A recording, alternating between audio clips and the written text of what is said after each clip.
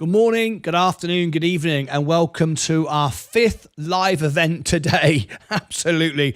This is the 4th one in the last hour alone. We were live all this morning for 4 hours for the opening bell, and then we've been going live for 4 major events. We first of all talked about boom to crash to boom, and there it was. I bought the bottom of the market there. I announced it on X. I announced it on Instagram. I told you that I'm not looking to buy any more shares, but if people are going to give them away because of a jobs report, which wasn't that bad, and expectations of something that wasn't even an expectation, I thought, well, sod this. I'm just going to buy it. So I bought another 4 shares of the S&P.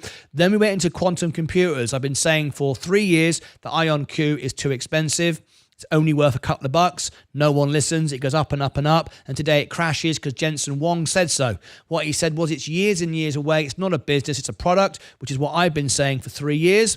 Then we went into the California fires. Really sad situation. California fires, so unnecessary. This does not need to be happening, but it is because people in California are building on land really expensive just because their neighbor is a millionaire and a billionaire, and they're building sheds, and then they're all burning down because of greed and lack of funding for the fire service. Absolutely bonkers. And now, for the last part of today, we are talking about Elon Musk. Is Elon Musk a hero or is he a super villain? Now, this is not about me. This is about you, and it's about Elon Musk. It has nothing to do with me. So if no one calls in now, there's going to be no show, because I want this to be a debate. I've advertised this now for 24 hours, and I hope it would be a debate. If no one calls in and has a say or has anything to say, then I'll end this stream on the half hour, which will be in about 25 minutes, and on the hour when the bell rings, and I will pack up and go and have a cup of tea. But if you want to call in, you have to be a member. We are having a debate whether you think Elon Musk is a superhero or a super villain. So let me give you the link right now. There is the link. All right. It's martynlucas.com/live. The password is LucasAids, uppercase L, uppercase A, 100. LucasAids 100. Okay. It's case sensitive. The phone line is now open. You can phone in right now. You can be part of it and you can call in. So I'm going to set the scene for you. Think about this for a moment and then phone in. If we don't get anyone phoning in, I will end this stream. This was not my intention for it to be about me. This was a live debate, and without you, it's not a debate, is it? So let me paint the scene, and then you decide if you're going to call in. So Elon Musk. He was born in South Africa. He came to America. He was a bullied child. He had a very unusual upbringing. His parents gave him a very unusual upbringing. He started working on PayPal, and then he went on Tesla and SpaceX and all these wonderful things. And he's a great engineer. However, most of the things he's invented are not actually his inventions. They're adaptations of things that already existed. However, take nothing away from the man. He's produced and developed some great businesses, actual businesses that are actually successful and profitable. No question about it. Extremely successful businesses that have done really, really well. Now, if we just left it like that, we'd have nothing bad to say, would we really? He's a great engineer, calls himself a rockets engineer himself, doesn't like to be called or known as a CEO. You'd say he's done great. Is he great for humanity? Some people would say so. Some people would say absolutely. He's brought EVs to the market and he's done more for the environment than most people combined. You could argue that could be the case, but of course, developing these new technologies does in itself create some pollution. The long-term gain of it, once it's all in place, is definitely a positive thing. And EVs are a positive thing, but to set this up, it does create some environmental impact. So there's 2 sides to that argument, but nevertheless, I think most would agree going forward, it's a good thing. I would certainly say so, wouldn't you? However, recently he's become the richest man in the world. Again, he's claimed his title back. And when he took over X, formerly Twitter, we're going to stop calling it formerly Twitter. It's X. I apologize. When he took over X, things started to change. He wanted to be able to speak freely to the world and own his own platform rather than build his own, which actually would have been cheaper and easier. I never understand why he didn't do that. That's what Blue Sky did, and now Blue Sky are taking all the viewers from X. So I don't know why he didn't build his own, but he decided to overpay. Wasn't the smartest move in the world because the business is now losing money. Decided to buy X. I think he wanted a platform that was already done, was already set up, and then he wanted it to be the most honest place in the world, and this, that, and the other. Is it really the most honest place in the world? Is it really credible? Or is it just for Elon Musk to promote his own ends? Well, if I am on X and I see lots of stuff on X that isn't honest, that isn't true. In fact, a lot of pornography, a lot of bad stuff you might not want to see, a lot of violence, a lot of fighting going on. And when they say to you, it's what you search for is what comes up. Let me tell you, I have never searched for pornography on X, and yet it pops up. I have never searched for violence, and yet I'm always seeing people fighting each other, dragging each other out of cars and punching each other in the face. I have never, ever once searched for that. And it's very interesting because I actually follow nobody, so my algorithm doesn't know what I want to see. I simply create my own content every day, and that's it. I don't search for anybody. I don't look for anybody. I don't comment on anybody other than my own viewers who comment to me. So they can't say it's what you're searching for or what you're interested in. It's what Elon Musk has decided, being a man of 55, is most likely to want to see. Bit of violence and pornography. And let me tell you, I'm not interested. I haven't got time. Nothing wrong with pretty girls. I've got no problem with that, but I haven't got time to look at it on the internet. I've got a beautiful wife, and I certainly don't want to see punching and fighting and all the arguments that's going on. It's always ridiculous. Anyway, so is it really truthful? Is it really honest? I don't know. Well, recently he started to create all sorts of drama, and for some reason he likes to go after the British politics. Now, before we talk about the recent politics, he talked about the child abuse ring. Oh, great. We got Sensei calling in. Fantastic. I've got guest number 1 stepping up. So let me put you into the green room. Thank you, Sensei. Guest number 1 is stepping up. You need to be on camera, Sensei. Hope you got that. Get that sorted in a second. Anyway, so what was I going to say? Yes, we've got this child abuse, sexual abuse, and so on and so forth. Now, this is a very sensitive subject. Let's be honest. He's waded in, accusing personal attacks on politicians and so on and so forth. Is that the best interest for children who have been sexually abused? I don't think so. Is he voted for by the British people? Has he got anything to do with British politics? None whatsoever. He's using his voice, a self-acclaimed person. I'm able to say and do what I like now because I've got more money and more power than anyone. And if I carry on, I'm going to be landing on Mars and running my own city soon and doing exactly what I want. King Elon. I think we need to have our leaders voted in democratically, not bought in because they've got more money than anybody else. And some of the information that he's put out on X has been completely unfactual, not true at all, just basically lies and drama and sensationalism, anything to stir up violence and angst.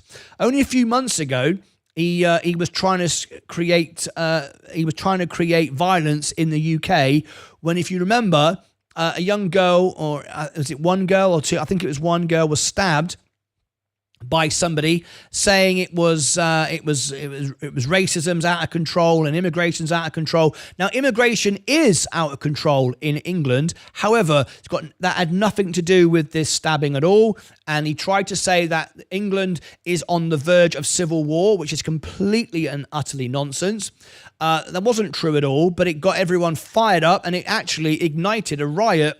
And then the good people of Britain, over the next couple of weeks, actually cleared up the mess and came together to try to calm everything down after Elon Musk had his little game with it all. Now, a few days ago, we had, because Elon Musk has now teamed up with Donald Trump, his new best mate, Donald Trump said a few days ago, he made a tweet. Do you remember? Donald Trump said that just moments after we heard all those people that died in New Orleans by somebody who drove over them in a truck, within minutes on Truth Social, Donald Trump, before any information was released, Donald Trump blamed the Democratic Party because of all the immigrants and rapists and murderers who've come over from Mexico. It's because of them that this has happened. It's a terrorist. It's an immigrant. It's this, it's that, and the other. Well, reality was it was a U.S. citizen who was born and bred in America who was actually in the U.S. Army. Got nothing to do with anyone coming over the border. You didn't see an apology 10 minutes later from Donald Trump going, oops, I got that wrong. Jumped the gun, tried to blame the Democratic Party because of some violence that occurred in New Orleans. This is the sort of stuff that goes on today. Whoever shouts the loudest gets heard. And no one has a voice bigger than Elon Musk now. Elon Musk now is the richest man in the world. He's friends with the most powerful man in the world, and he feels it's his right to go in and disrupt governments, create violence, upset people, and it really is, in my opinion, bang out of order. So what do you think? Is Elon Musk a supervillain or a superhero? Just because he can build some rockets and he's rich, has he got the right to stir up violence? Now, he has every right to be free speaking. Nothing wrong with that. However, he knows what he's doing is creating havoc, and his own family, his own children have turned against him, saying he's not the good man that you think he is. That's my layout to you to present the arguments. You decide now what you think. We've got Fight Channel in the chat. He's ready to call in. He looks very relaxed, lying back there on his chair. So I can't wait to see what Fight Channel has to say about this. We have 10 spots. When they're gone, they're gone. If nobody calls in, I'm going to end this stream because I've been going since 6 o'clock this morning. And this is a debate. It's not about me, what I think about Elon Musk. It's what you think about Elon Musk that interests me. So first of all, Fight Channel. Good afternoon. Good morning to you. How are you, mate? Nice and cold over here. Yeah. You are cold. I know. It's bloody freezing today. I was a bit miserable earlier. I was going in front of the fire. And Friday, we got a chance of snow here in Georgia. North Georgia going to get snow. Yeah, it's going to get really cold for us too tomorrow. There's an ice storm coming. So it's going to be a lot colder than it is now. But anyway, Fight, thanks for calling in. What's your opinion on Elon Musk? Has he gone too far with his powers and freedom and influence? Should he just get on with running the company and just being mindful of the fact he has a large voice and he shouldn't try to stir up trouble? What do you think? Well, when he put his voice out there, he always makes the Tesla stock goes down. I mean, it's just not what people want to see from a CEO of a big company like that. I mean, really, people own Tesla. Yeah, that's fine. Some people say Tesla could go to 500. Will it keep go? Will it go to 500, or will it go back down to 3,200 because it's Elon Musk saying this and that he shouldn't be saying? Just run his business. I mean, I don't think he need to be helping Donald Trump either about eliminate government job. Yes, we do need to eliminate government job because we have a lot of redundant in it. But yeah, every time he says something bad or something on Twitter or whatever it is now, X, he'd bring down the stock. It's not good for the stock. Not good for the investors. No, I agree with that. We've got Sensei on the phone. Stay with us, Fight. Sensei Crypto, how are you this afternoon? Lovely to have you here, mate. How are you? I'm doing very well. Thank you for having me on the show. I'll let you readjust me if you like. Yeah, I'll do it. There you go. Lovely to have you with me. We've got Saab just calling in now. So what I'm going to do is I'm going to open up the party channel in a second. What's your opinion on? You're in a different location today. Where are you? You look like you're out in the corridor somewhere, like somewhere at school. Yeah, I am in the corridor. That is. I knew it. Yes. That looks like my corridor at school. I like your hoodie, by the way. Show us your logo. Sorry. Oh, look at that. I like that. That's very nice. I want one of those. Sensei, what's your opinion on Elon Musk?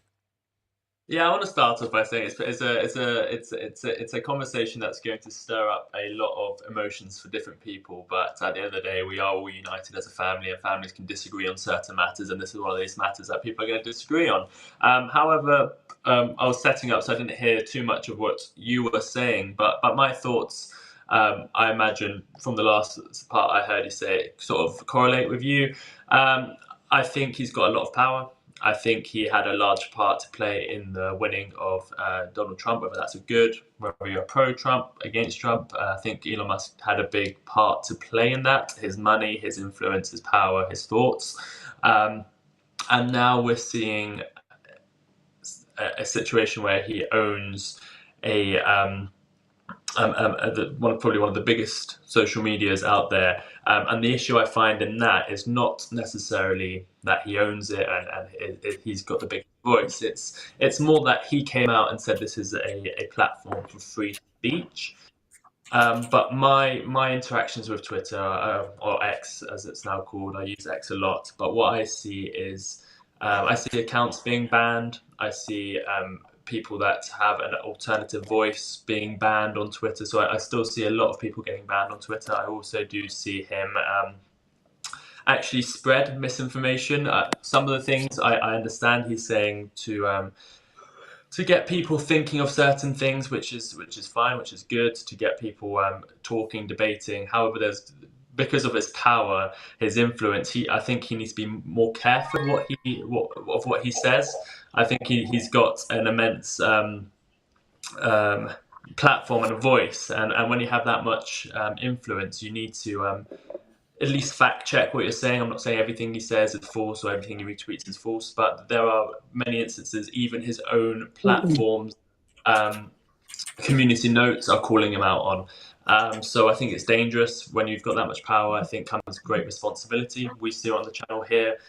We've got a much smaller platform, much smaller voice, but we are always thinking about our community and what's most important for our community and making sure that we always get the facts right. So I'm not going to be here saying I'm all anti Elon Musk, I'm anti Trump. I'm not. It's just a few things I've noticed in his free speech first. He's banning people. I think that responsibility and treating with respect. Thank you for your thoughts. Appreciate that. We've just got Saab calling in. Good morning, Saab. Good afternoon to you. Welcome. Good morning, guys. Good to see you guys. What's your thoughts on Elon Musk? Oh, hang on. He's got one of those. Is that a magic mug or the standard one, isn't it? I like it. No, I couldn't afford the magic one. I can't afford it either, mate. I don't earn enough money. Yeah. I'm not going to buy one of those. I don't want an analysis on myself. I don't want one of those either. Martyn, it's arrived today, your magic mug.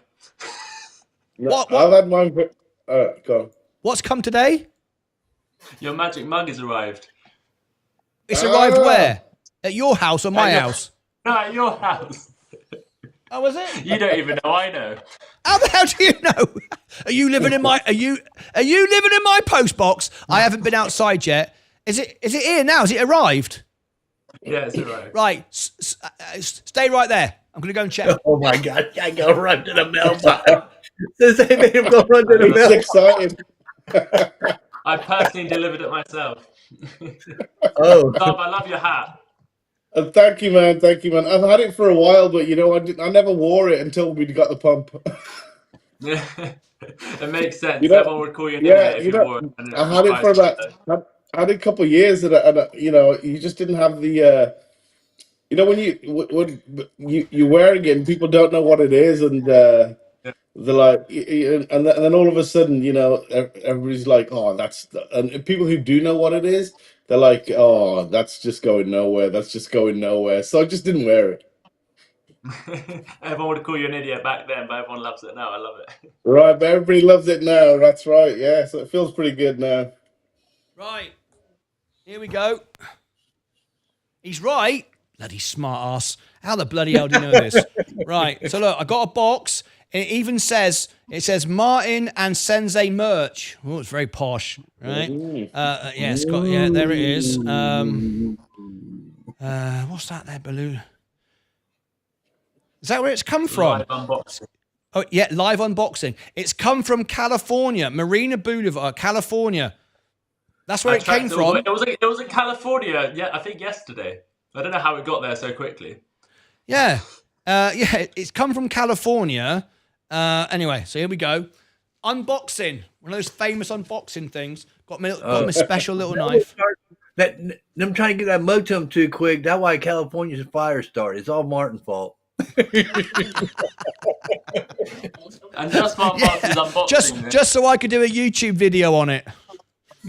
just while Martyn's unboxing this, he's got the magic mug, and the people who've got the magic mug, I know a few people have already requested when Martyn does his Members Day, he's going to do the fundamental review. But we've got our new Get to the Chopper mug, and it's actually tagged to this video, and that's going to give you the same perks as this magic mug. It's a different design. It's a 15-ounce mug, but 5 available in the reviews that Martyn might be doing tomorrow. Oh, now look at this. It comes in a very nice box. Look at it's. I tell you what, it's wrapped very well. Look at that. That's very professional, Sensei. Look at that. Yeah. Right. It's like a little hat. Look, that lifts back.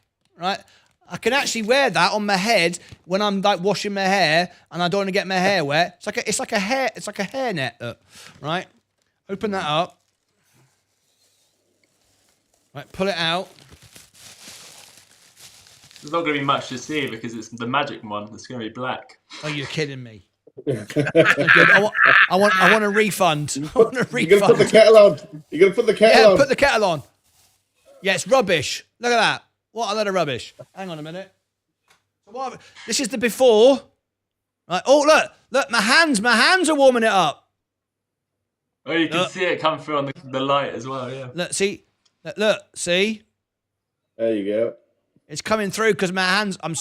It's the light, the heat of the light. So what I'm going to do is I'm going to stay there. I'm going to boil a kettle. Oh, you got to go get his tea. Tea time. Tea time. We can see it. We can see it. Rubbish tea. Rubbish tea. Oh, I got to say. And the best part is it's sold out now, so no one can buy it anymore anyway. Oh, I love it. He's off. He's off to put the kettle on. We're running the show now. Saab, what do you want to say to the world? Hey, so about Elon? No, about anything. While Martyn's doing the While Martyn's gone, we run the show Okay, now. well, Martyn's gone. Yeah. Hey, look, man, things are going crazy everywhere, and we need to just make sure that we just focus on our goals, you know what I mean? Because there's too much noise everywhere. Yeah.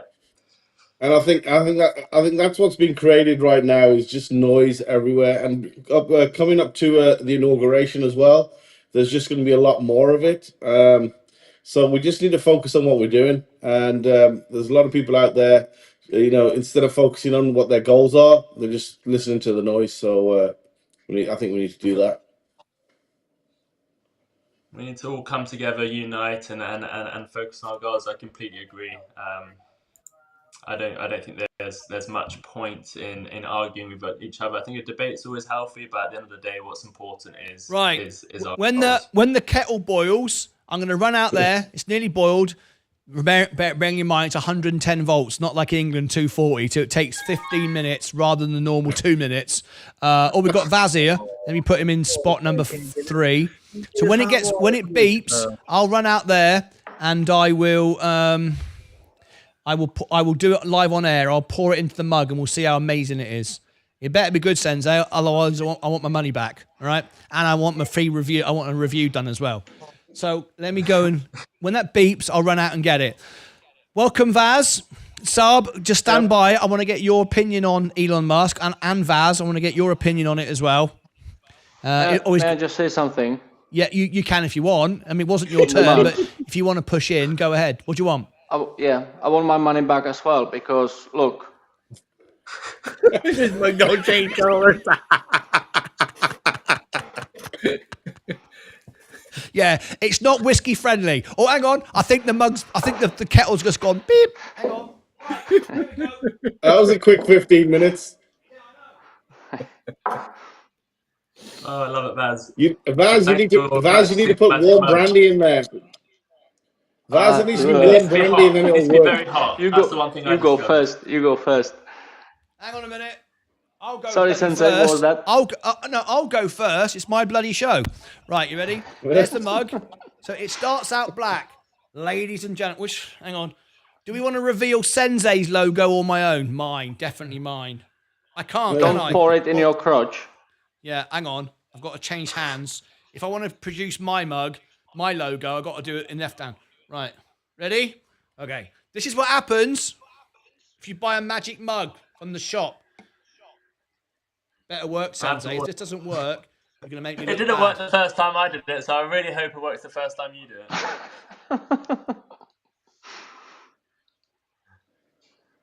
Oh! There you go. All right. That's just Don't make showing me off laugh. now. Look at that.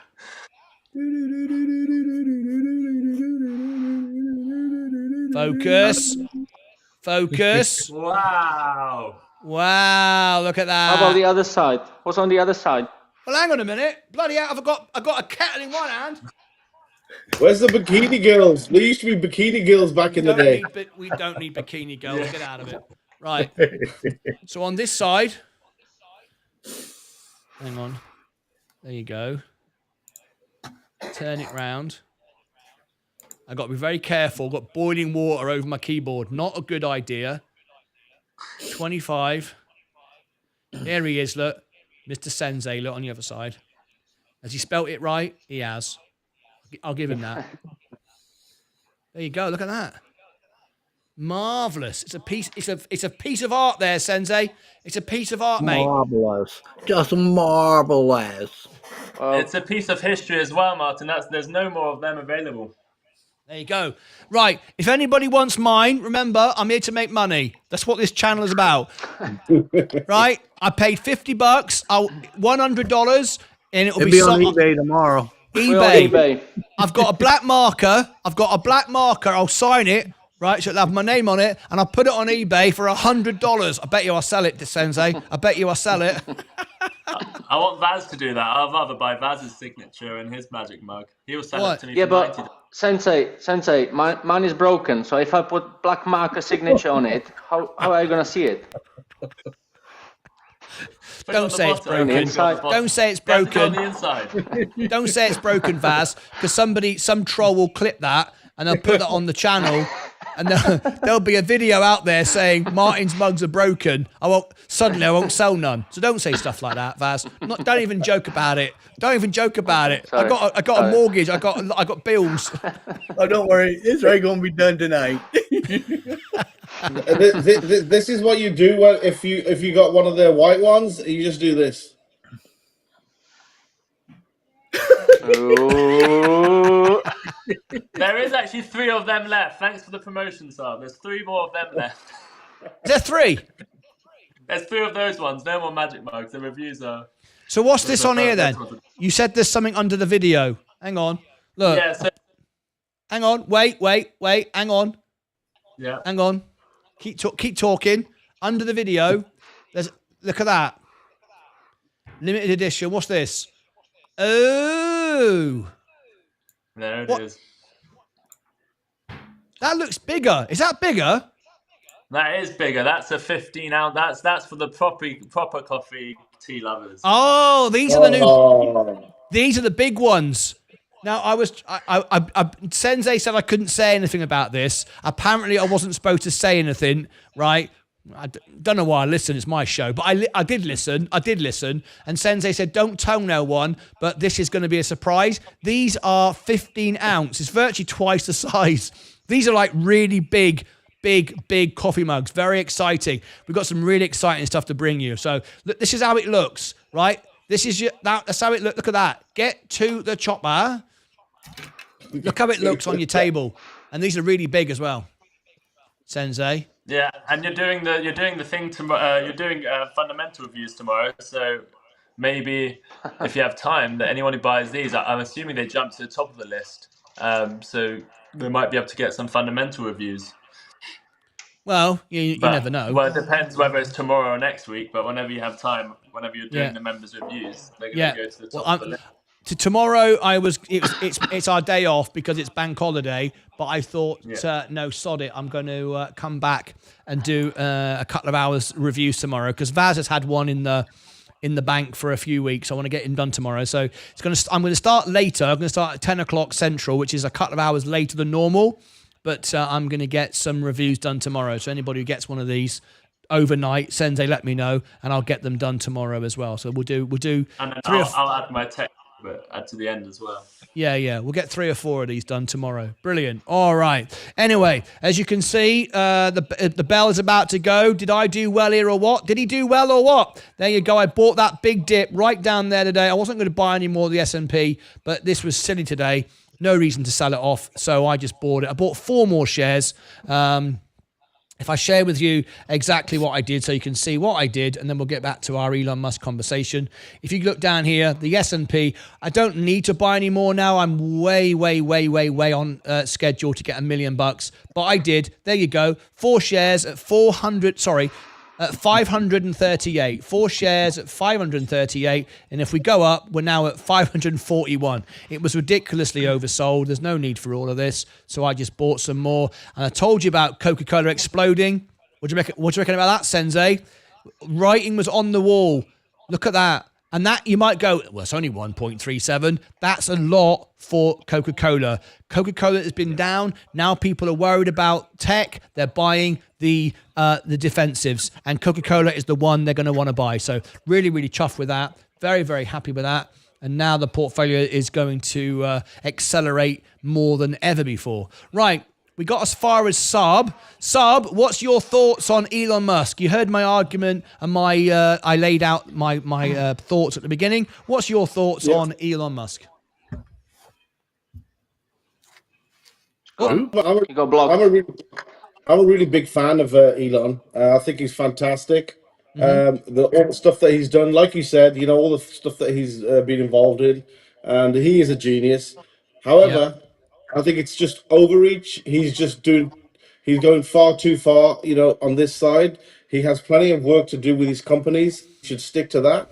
Yeah. And he shouldn't be involved in politics. I mean, I guess, a little bit, because he knows a little bit he gets a lot of information, but he should have nothing to do with the politics. He should just stick to what he's doing and do it well, because he's got enough on his plate. But like I said, I'm a huge fan of Elon, and I'm a Tesla bull. I bought Tesla at 174. And I want it to just keep doing what it's supposed to be doing. I think you've nailed it on the head there, because when you said about overreaching and focusing what he should be doing, I think that really sums it up. It doesn't matter how smart you are. And I think we'll all agree that Elon Musk is probably a genius, right? A very clever man, very hardworking, motivated man. Yeah. No question about that. I don't think anybody would disagree with that. But whether you're a super genius or a super idiot, and we got lots of those as well, right? There's only so many hours in the day. And I don't care how informed you are, how much support you've got, you cannot possibly absorb everything about everything. You're not a supercomputer, you're a human. You only have so many hours a day. And if you're running SpaceX and you're running Tesla and you're now advising for the government, you can't then possibly know about every in and out of every conversation that's being had. And what we were talking about earlier with the British government, with these children that are being abused. You cannot possibly know every in and out of everything, because there are people in the British government who are just doing that one thing, and that's keeping them fully occupied.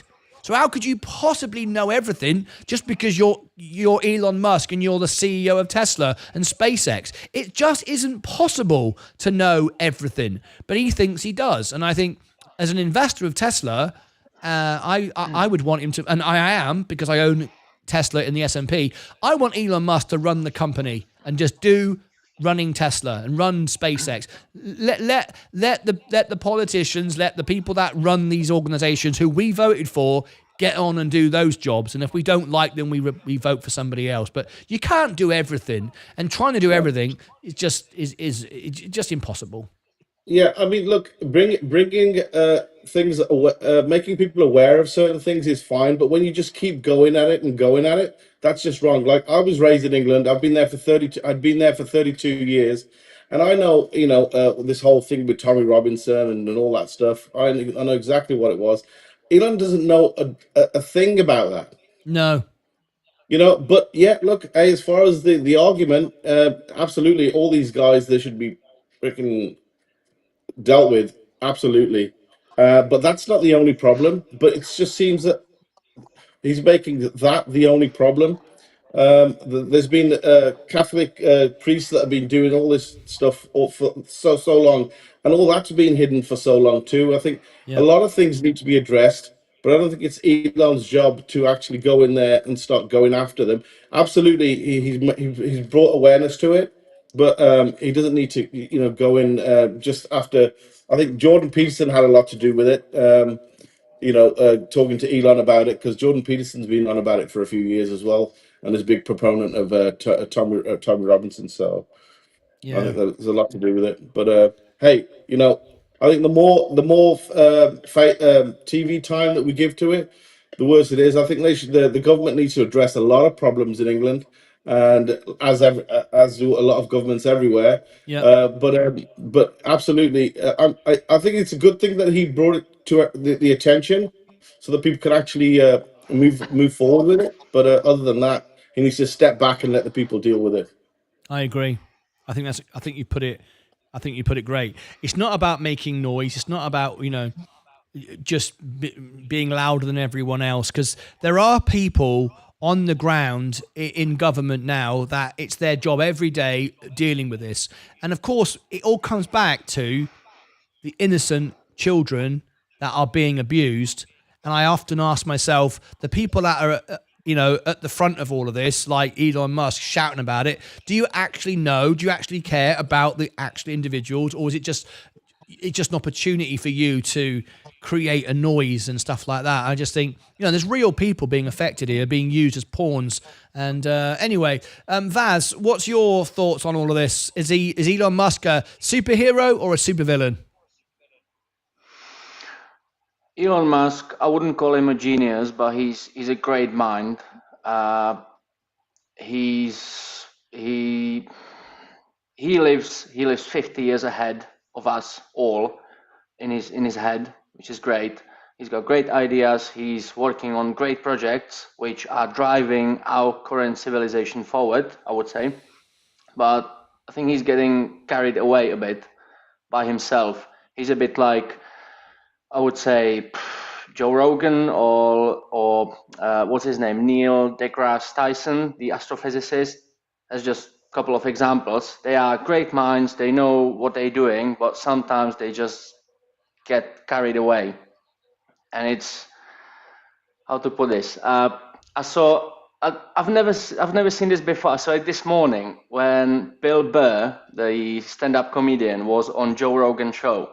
And Joe Rogan, that was at the beginning of COVID lockdowns and everything, and Joe tried to put his opinion out, and he just said, "Bill, what do you think of these masks, and what are they saying to us?" And Bill says, "Just Joe, I'm not having this conversation with you. You've got no education in this. I have no education with this. I see what you're trying to put out. Let's just not have this conversation. Let's listen to people who've been doing this job for that many years, who have that many years of education, who know what they are doing." Sometimes it's good to just not have your own opinion and listen to the people who've been doing things for their lives and they know what they are doing. That makes sense? It does make a lot of sense, and it's been one of the things that I've tried to do in this show. It's why I'm trying to build a network. It's why. Hang on, we got Luca. Luca is now calling in. Let me just add Luca up to guest spot number 5. Thank you, Luca, for tuning in. We'll come to you in a moment. Thank you very much for being here. Do you know what I think the problem there is? And I understand this with Elon Musk because he was bullied as a child. I was bullied as a child, but people use that as an excuse too much to give themselves some sort of platform. I was bullied as a child, so that makes me, I'm able to do this and I'm able to do that.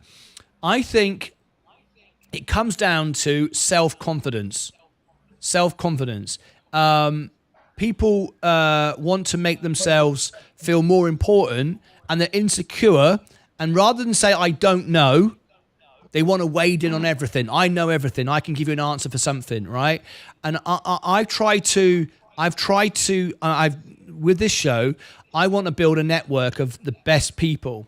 So Sensei knows more about charts than me. He's a chart man. You talk to me. You're living and breathing EVTOLs. Spoke to a guy yesterday who's living and breathing all his life as a professional in commodities and oil. He's coming on the show on Monday.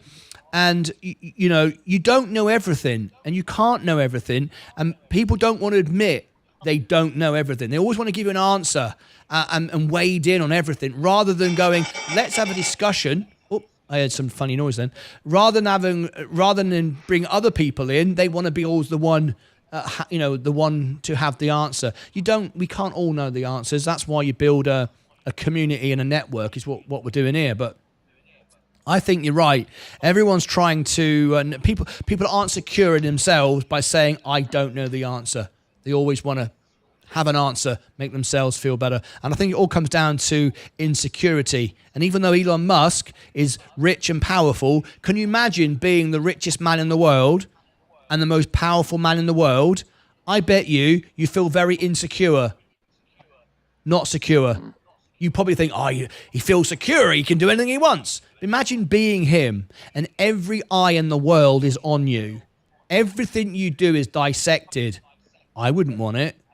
That's a huge responsibility, I think. And even though we might say he's egotistical or he's getting carried away with himself, he's a human being reacting to supreme superpower and maybe not making the best of it.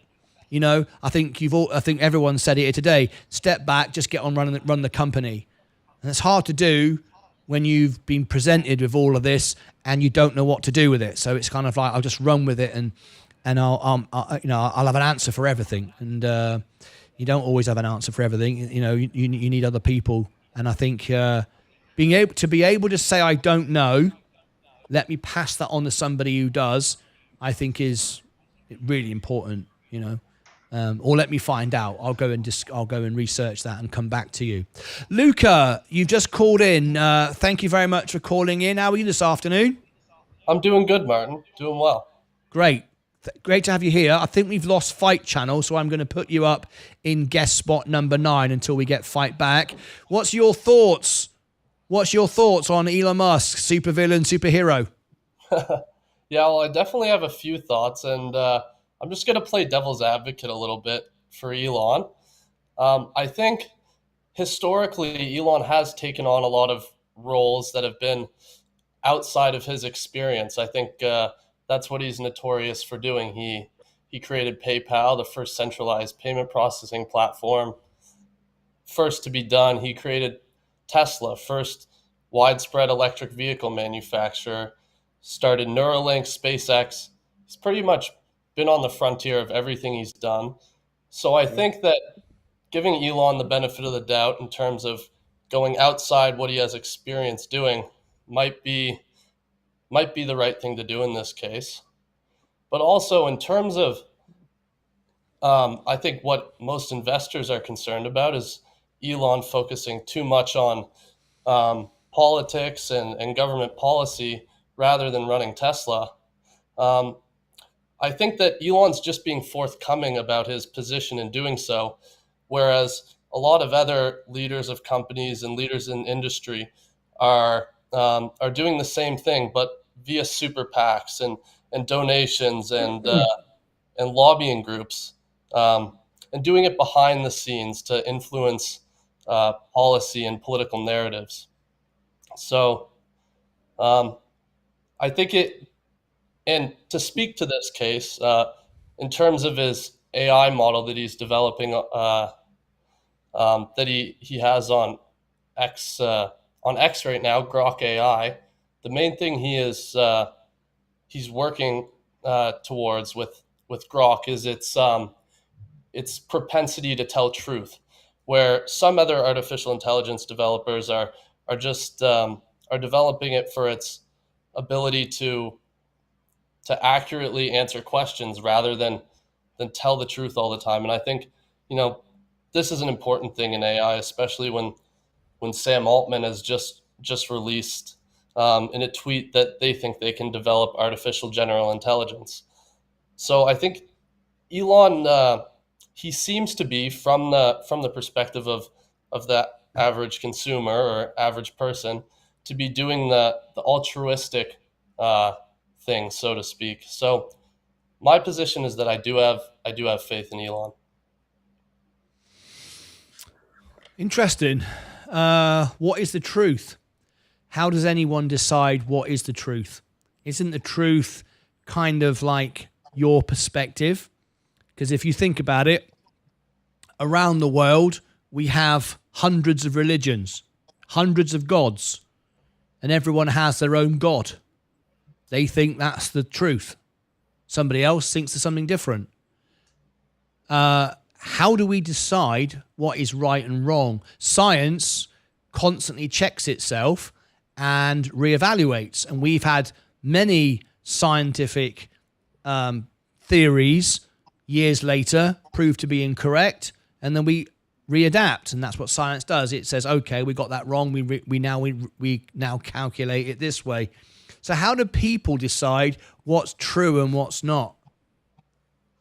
Well, the example that Elon gives in this case is one of a boardroom of a company, and he says, you ask a AI model like ChatGPT or Google's Gemini or maybe Microsoft Gemini, to create a picture of what the average boardroom should look like, and he says that when you do this, it does it along the lines of EDII, or equity, diversity, inclusion, and indigenization. And you'll see a boardroom that has diverse representation, where in reality, this is not what's reflected. So if we have artificial intelligence enforcing these I don't even know what to call them at the moment. I'm lost for the word. But if we have these social ideas being enforced by artificial intelligence, that it's not going to be accurately depicting reality. So I think that's what he means along the lines of truth. How did artificial intelligence get to where it is today? It didn't just create itself. Humans had to start off by writing code for the technology to start to learn what learning is, and then the computer was smart enough to try to work it out for itself. But it was born out of humans putting in the rules in the first place, right? So we wrote the initial code. We said, this is what you're going to do, and eventually we provide it with enough information that we teach it to learn from itself. It has its own training model and it learns itself, whatever. But it came from us. So, as humans are essentially corruptible. We are, we can do what's good for us, whether it's our company or whatever we're trying to promote or invent or create or whatever.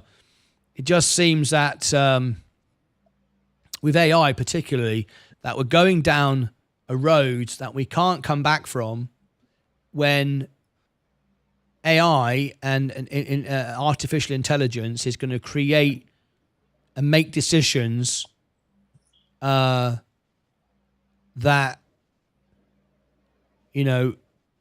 could have no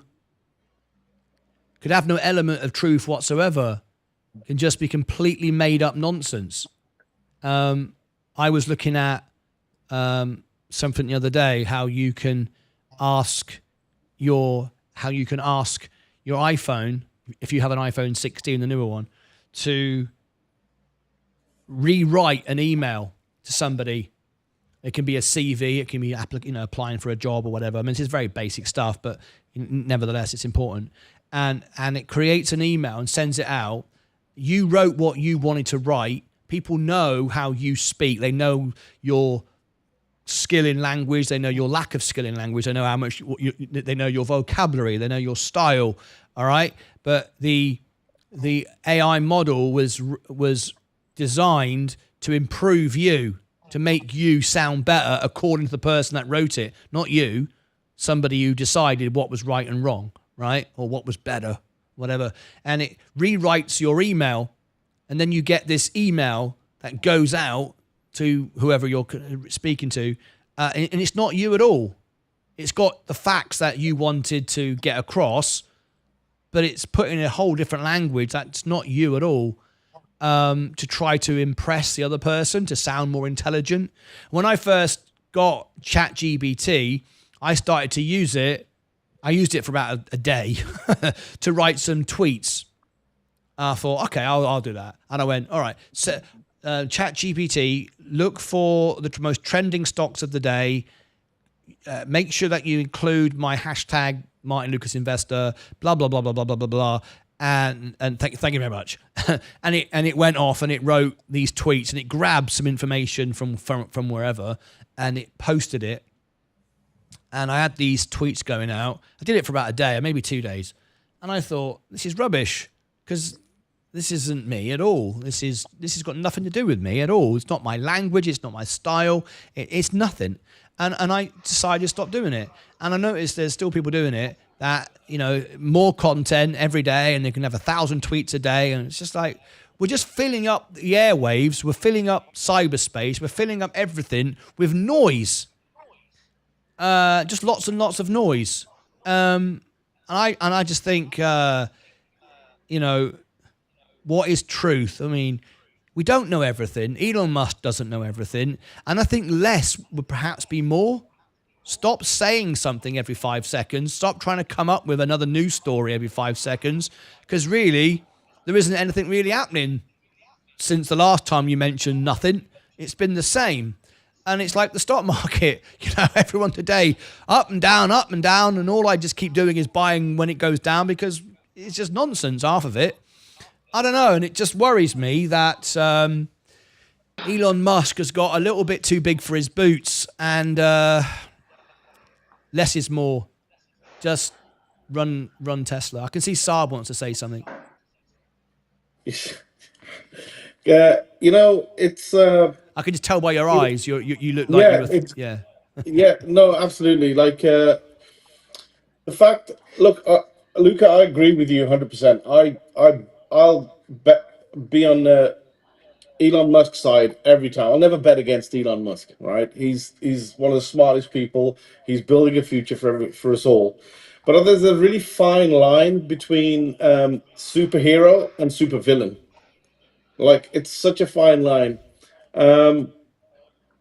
He's been a superhero up to this point, and this could be the part where it crosses over, because when people stop agreeing with him, because he's got so much power and so much say in the world right now, it could take a turn, So I mean, I'm not thinking doom and gloom that Elon Musk is going to be the super villain, is going to do all that, but this is a point where a lot of people are going to move away from Elon, because I'm one of the biggest Elon fans around here, but I think for myself. However, he's done so much for society already, and he keeps doing stuff. But you know what? Elon bought Twitter X for 44 billion, and it was people say he overpaid for it, but it was a smart move on his part, because he also bought the election with X for Trump, and since then he made 100 billion since the stocks went up. So Elon's a smart man. He makes smart moves, and he makes moves for him and his company, and for what he's doing. So is he just testing Grok right now with all this stuff? I mean, I'm not a conspiracy theorist, but is he just testing his new superpower computer? and don't seeing what know. people's reactions are and how much he can move countries just by making these tweets? Is he testing? See, I don't think so, and I don't think anyone is that smart. Human beings all do the same stuff. Whether you're Elon Musk or the village idiot, we're all humans, and we all do a lot of the same things. You know, we all go to sleep, we all sit on the toilet, we all feel cold, we all feel hot, we all get ill, we all die, we all get tired. We're pretty much the same, generally speaking. And I think most things develop, and creative people, intelligent people allow for creation, allow for development. You never know where you're going to end up. I bet you when he was at PayPal, he never thought he'd be where he is today. And I bet none of this, each step is a surprise. It's certainly a surprise to me, even though I'm working towards something. It's always a surprise to me when we get to the next level. Oh my God, that's amazing. I don't know where we're going to be in a year from now, other than trying to grow the channel, whatever. But I don't think people really know. And I think things develop, and not necessarily in the way we first planned it. At some point, Elon Musk is going to, or whether he does personally, but SpaceX is going to land on Mars, right? Who owns Mars then? You land on it. Is it King Elon? He puts a flag in the ground and says, Planet Elon. It's not Mars anymore. Who's going to argue? He's the only man That's there. how it used to be. That's how it used to be, right? You land on it and it's yours. Yeah. It's going to happen all over again. At some point, you've put all that time and all that money and all those resources and all the people that pissed you off or you fell out with along the journey. There you are on Mars. My flag's in the ground. I've got all my stuff. I've got all my SpaceX rockets coming. I'm building all my little houses. No one else can get here. I'm the only way to get here. SpaceX is the only bus coming to Mars, right? You can't get here. I run it. Not because that was my plan, not because I'm a big supervillain, but I'm here, and why not? I didn't plan that, but I might as well turn off the highway to get here, and I'm in charge. I say what goes. I'm King Elon. Sod what's going on Earth. I now run Mars, and there ain't nothing anyone could do about it. And maybe who cares anyway? I mean, if I'm living on Earth, and Elon's living on Mars, and he's called himself King Elon, as long as I can just get on and live my life, and he's not going to fire lasers back at me and blow up the Earth, I don't really care, right? Do what you want. Not going to bother me, is it? So I don't know if it's a plan to, where do I go next? I think the plans kind of just work themselves out, and all of a sudden we find ourselves in a whole different world. And even if he's got the intention of being super nice guy, Elon Musk, living on planet Mars and being the nicest man ever and everything's wonderful, as soon as someone does something not nice, someone tries to take something, someone lands there, I don't know, let's just China come up with I'm just picking China, nothing, no reason why I mentioned China, but China decided they got a SpaceX, they go up there, they land right next, they land just a mile down the road from where he's landed and gone, this bit over here is China, bit of China, we're going to call that here. And he says, well, hang on a minute, I was here first. And okay, and before you know it, within 10 minutes, we've got a little bit of bickering going on. We've got a little bit of disagreement. Well, hang on a minute, your bit of Mars is better than ours. It's got water. We need that water. Our bit of Mars, it's not so good for water. It's got other stuff. And then we start arguing. And then when we start arguing, here we are all over again. It's Planet Earth Part 2, and now we're fighting. And it's like, I didn't intend to come and have a little fight. But now I've got to, because you're taking away my bit of land that I landed on, and now it's all gone down the toilet again. Humans, innit? It's just human, the way it works, and it just worries me. Well, in fact, no, it doesn't worry me. Why does it worry me? I'm not going to go to Mars. It's not going to bother me, is it? It doesn't worry me. But it's a conversation piece anyway. Let's be honest. No one's really worrying about it. Is anyone really worrying about Elon Musk landing on Mars and taking over the world? I don't think so, but I don't know, but we never had someone before with so much power. I think he should just focus on what he's good at. I mean, the point where I really liked Elon Musk is not today. it's probably, what would it be now? Probably be around 7 years ago when everyone was shorting Tesla, when everyone was betting against Tesla, when Tesla wasn't profitable, when people thought, who would buy a Tesla? They're terrible. Electric cars are not the future. All that sort of stuff. When Tesla's stock price back then was, I think, in today's terms, about $10, $20. That's when I believed in Elon, and that he was all his focus was on Tesla. He was sleeping in the factory all the time. He was constantly innovating. He was constantly putting his brain to work on Tesla while also doing SpaceX. And I really, really, really liked him then. I was reading his books. I was constantly watching his social media, because all he was focusing on was building an incredible business, and he didn't lose sight of that. But right now, I think he's obviously not putting as much attention into a company like Tesla or SpaceX. Maybe he doesn't need to. Maybe there's other people there. But I think that's where his brain can really be put to good use. I don't think he was designed to be a politician. Maybe some people think it's his place now because he's got so much power. He should be the one who tells everyone about all these problems. But at the same time, I don't think he has enough time to research all these problems. I think he just comes across them on his feed. Everyone who uses social media knows as soon as you get your algorithm, you are very much only seeing your side of the story. You're not seeing the other side of the story.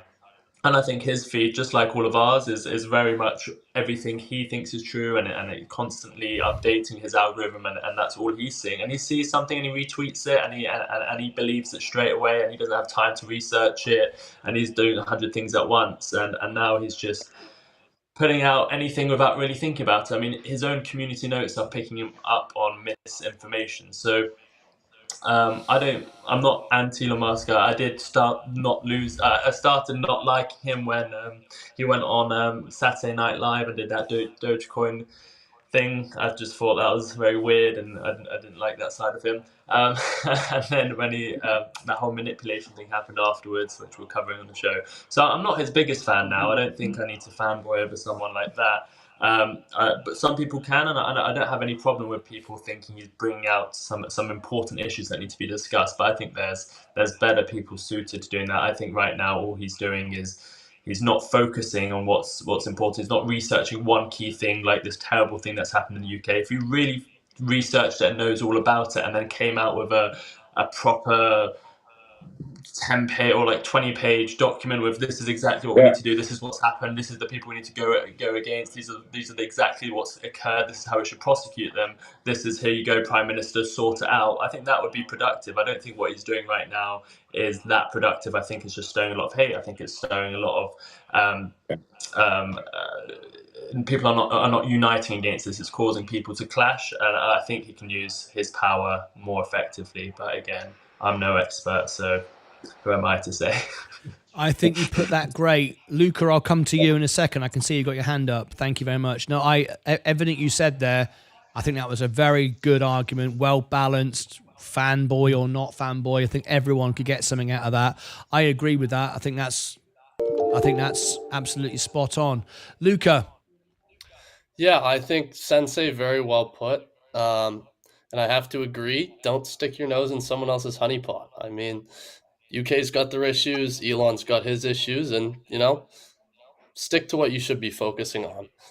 But also, to that same effect, I think one of the things that Elon wants to focus on with the Department of Government Efficiency is getting rid of unnecessary regulation. And some of that unnecessary regulation can be a big issue for scalability. And one of those things was, SpaceX was fined $150,000 for dumping drinking water on the ground. So when you have these unnecessary regulations that cause unnecessary strain on companies, then you're directly affecting profitability, and you're directly affecting that company's ability to actually achieve what they're trying to achieve. So on that note, I do think that there are lots of things that Elon could address in terms of efficiency and unnecessary regulation that could That's part genuinely of his experience. That's part of what he can do. He's run companies, and that's what all companies are about. So I do agree. That's a perfect job for him, is to make the tax and all that regulation all so efficient, because firsthand he's run 5 massive companies that had to deal with all of that. So I think something like that is where he should put his effort, rather than something he doesn't know maybe too much about. But carry on. Sorry for interrupting.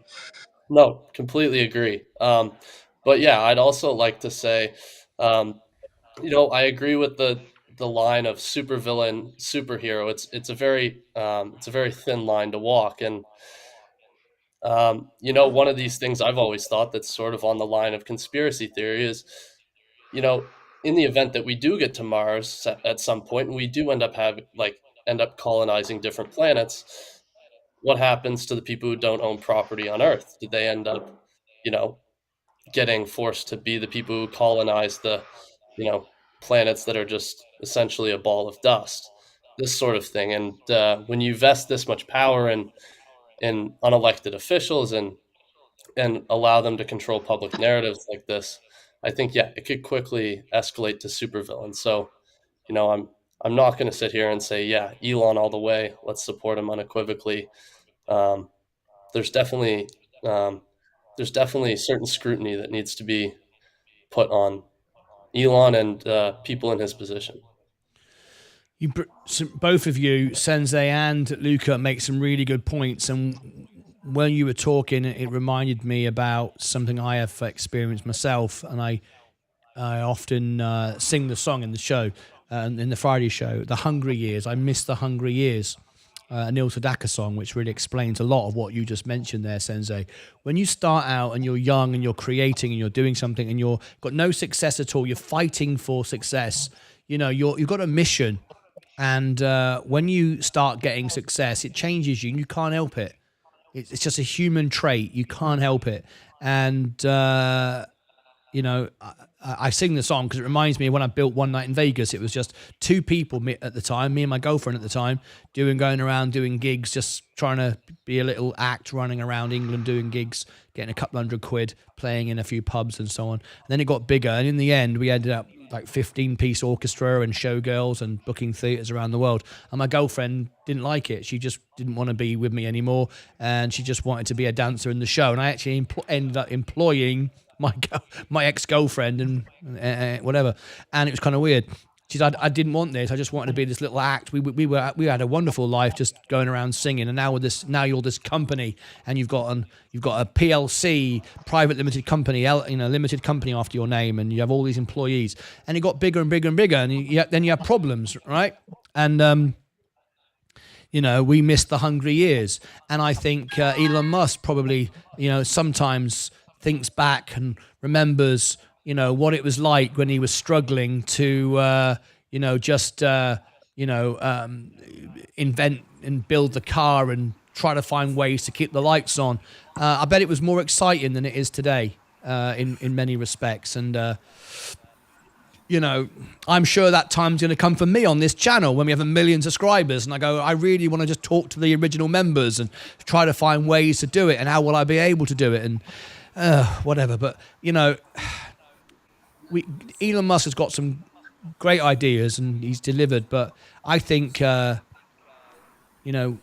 things will develop, and whether he wants them to or not, when he lands on Mars, I can see Star Wars of the future, and we end up with we end up with all kinds of issues and problems. But at the end of the day, all we do is talk about it. All we do, it's just conversations, healthy conversation, human beings sharing ideas. But as an investor, if we go right back to as an investor, I am giving Elon Musk my money. At least I'm doing it through the S&P, not directly to Tesla. And I want my S&P to go up because Tesla does well.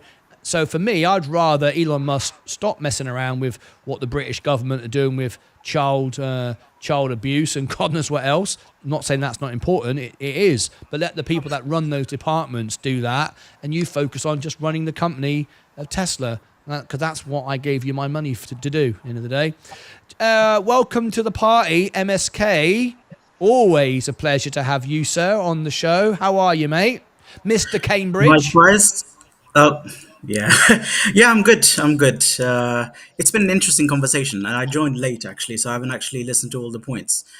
But for the most part, I agree with pretty much everything everyone said, really. And I think it's an interesting dichotomy between Elon Musk, the creative genius, the problem solver, versus Elon Musk, the somewhat troll on Twitter, obviously, which is the platform that he owns. And I think he made a point of owning it to actually dispute disinformation. But it's very interesting. It's a very interesting debate because is he a supervillain or a superhero? That depends on who you ask. Some people might say, "Oh, the UK government isn't doing enough about a certain issue," and Elon Musk calling out Keir Starmer is actually galvanizing a response from the government.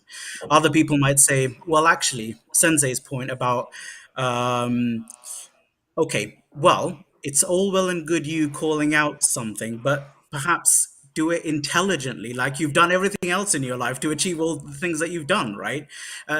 Give a solution to the problem rather than Ah, saying, "Oh, yeah. you're just doing a crap job." Okay, well, tell me how to do it better then. But that's what Elon Musk should be doing because that's what Elon Musk has done. He's solved so many problems in his career. Why is he now, with the power of, you know, one of the most powerful social media platforms, not doing the same thing, being an intelligent voice, but rather, Because that's hard doing. work. Because Mm, that requires some homework. It's yeah, very easy if you've got a voice to go, "Oh, you're a bloody idiot." A bit like yeah. me every day on YouTube. Someone comes That's in, why. "You're a bloody idiot." I do it all the time. No, that's I why I'm also saying. Is he just Yeah, go testing? ahead. Is he just testing Grok? Is he just testing the system that he has? How it can cause, because this is not Elon Musk. This that is It's not Elon Musk. It's not that's the point I'm trying to make. That dichotomy, that it's not the Elon Musk that founded Tesla, SpaceX, PayPal. Right. What one individual finds a solution for such different problems. It doesn't make sense. And do you Now, want to know the point it changed? Sorry, MSK. The yeah, point it yeah, changed for I think where Elon Musk changed and when he realized how much power he had and when he thought everything was a game, it in was my Doge. opinion, was the day he went on Saturday Night Live and did that Dogecoin. I saw a Yes, different side to him. yes, I saw a yeah. different side to him. I absolutely agree, and that was the point I was going to come to as well. I absolutely disagree with that. That's really reckless.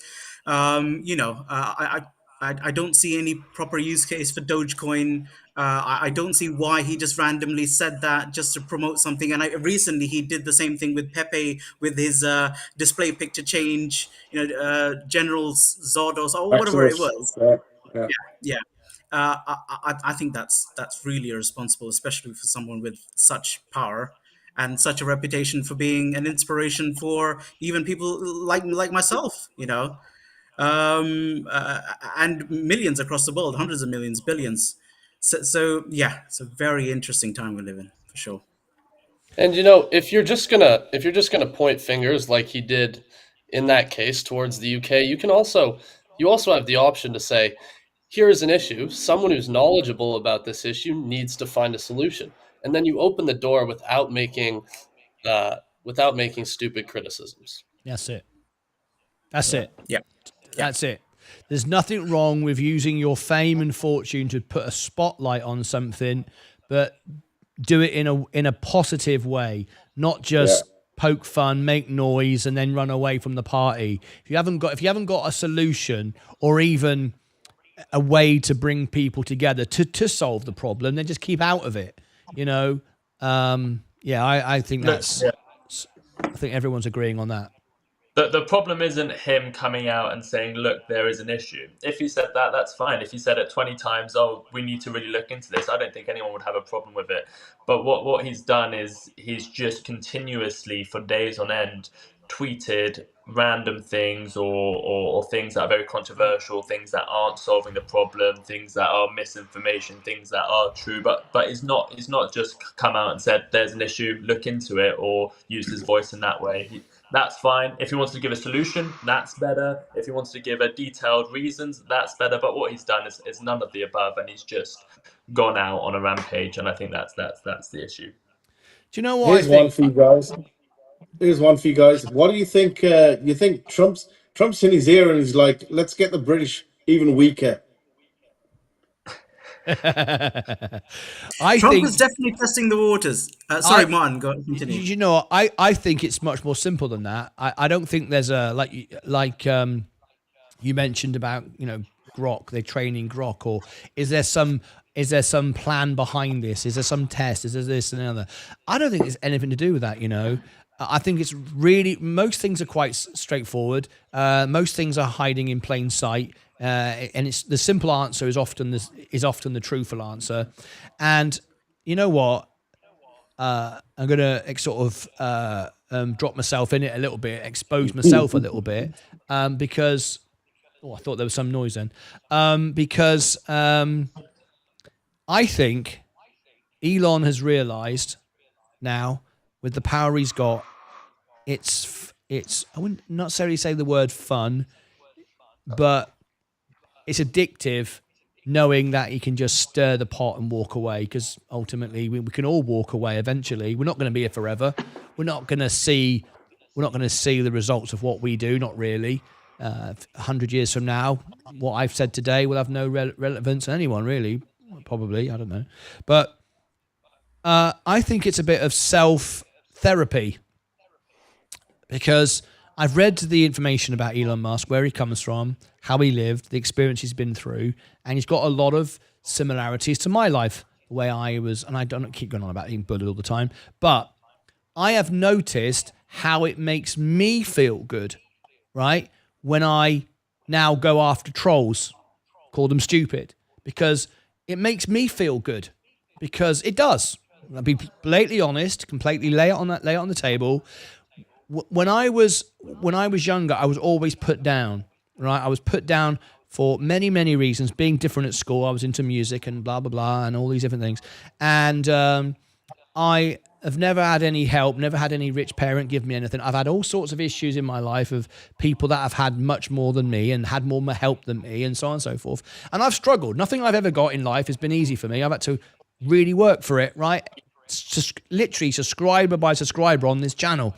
When I finish the show tonight, I sit on the sofa, put my phone in the tripod next to my cup of tea and watching telly, and I refresh the screen every sort of minute. I see virtually every single subscriber that comes in. Another one. I don't hardly miss any.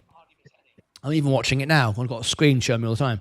And, you know, and I've got this desire to win. I've got this desire to prove the world that I can do something, right?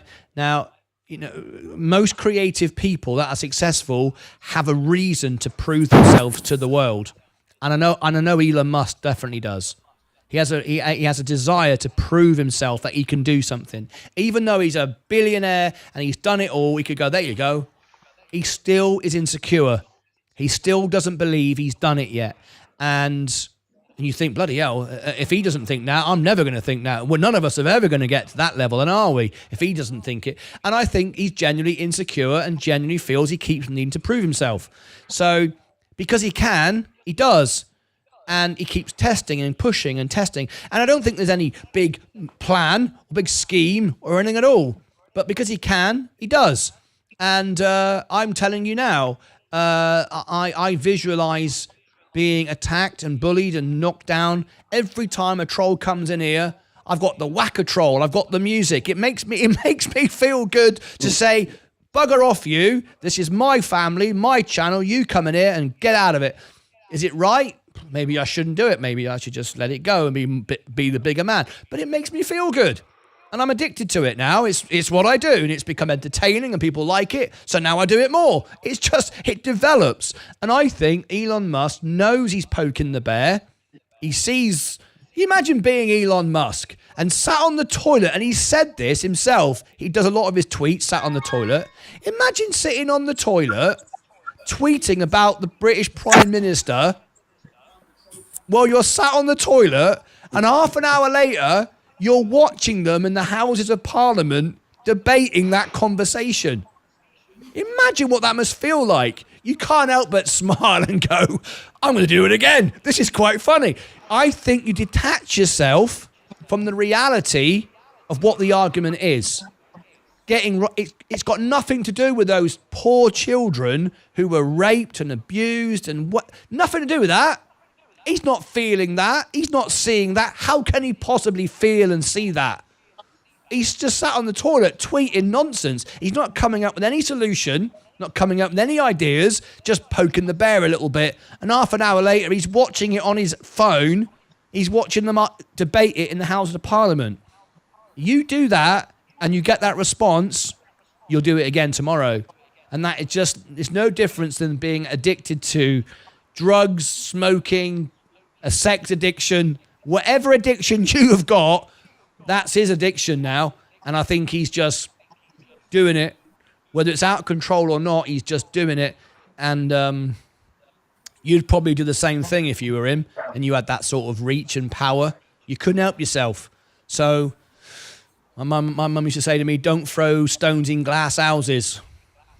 You know, maybe you'd all do the same. I don't know. What do you think of that? I wouldn't do the same. You wouldn't? I'd be going around trying to build as many charities as I could, to be honest. I think there's a lot to be said about that, Martin. I think we all feel that way to some certain extent. Being investors, we all want to win. We're always looking for that. It doesn't matter how much we've won. All right, we still want to. It's like I don't want to take any more out of the market. I just want to get more. You know what I mean? I want to get more, and it's not about the money. It's not even about the money anymore. It was. And now it's just about how high can I go? How like if I take my money out of here now, then I want to miss out on what I could have done. So I think we all have that on this channel to a certain extent. Yeah, me too. Obviously, get raised in England. I remember the time in the 70s and the 80s with the little skinheads and all that malarkey that was going on. And yeah, I feel satisfaction sometimes, when, somebody gets, brought down, yeah, good for that, But we got to get, we'll all have to be better than that. And I get what he's saying. I think Elon, yeah, could be feeling a lot of that too.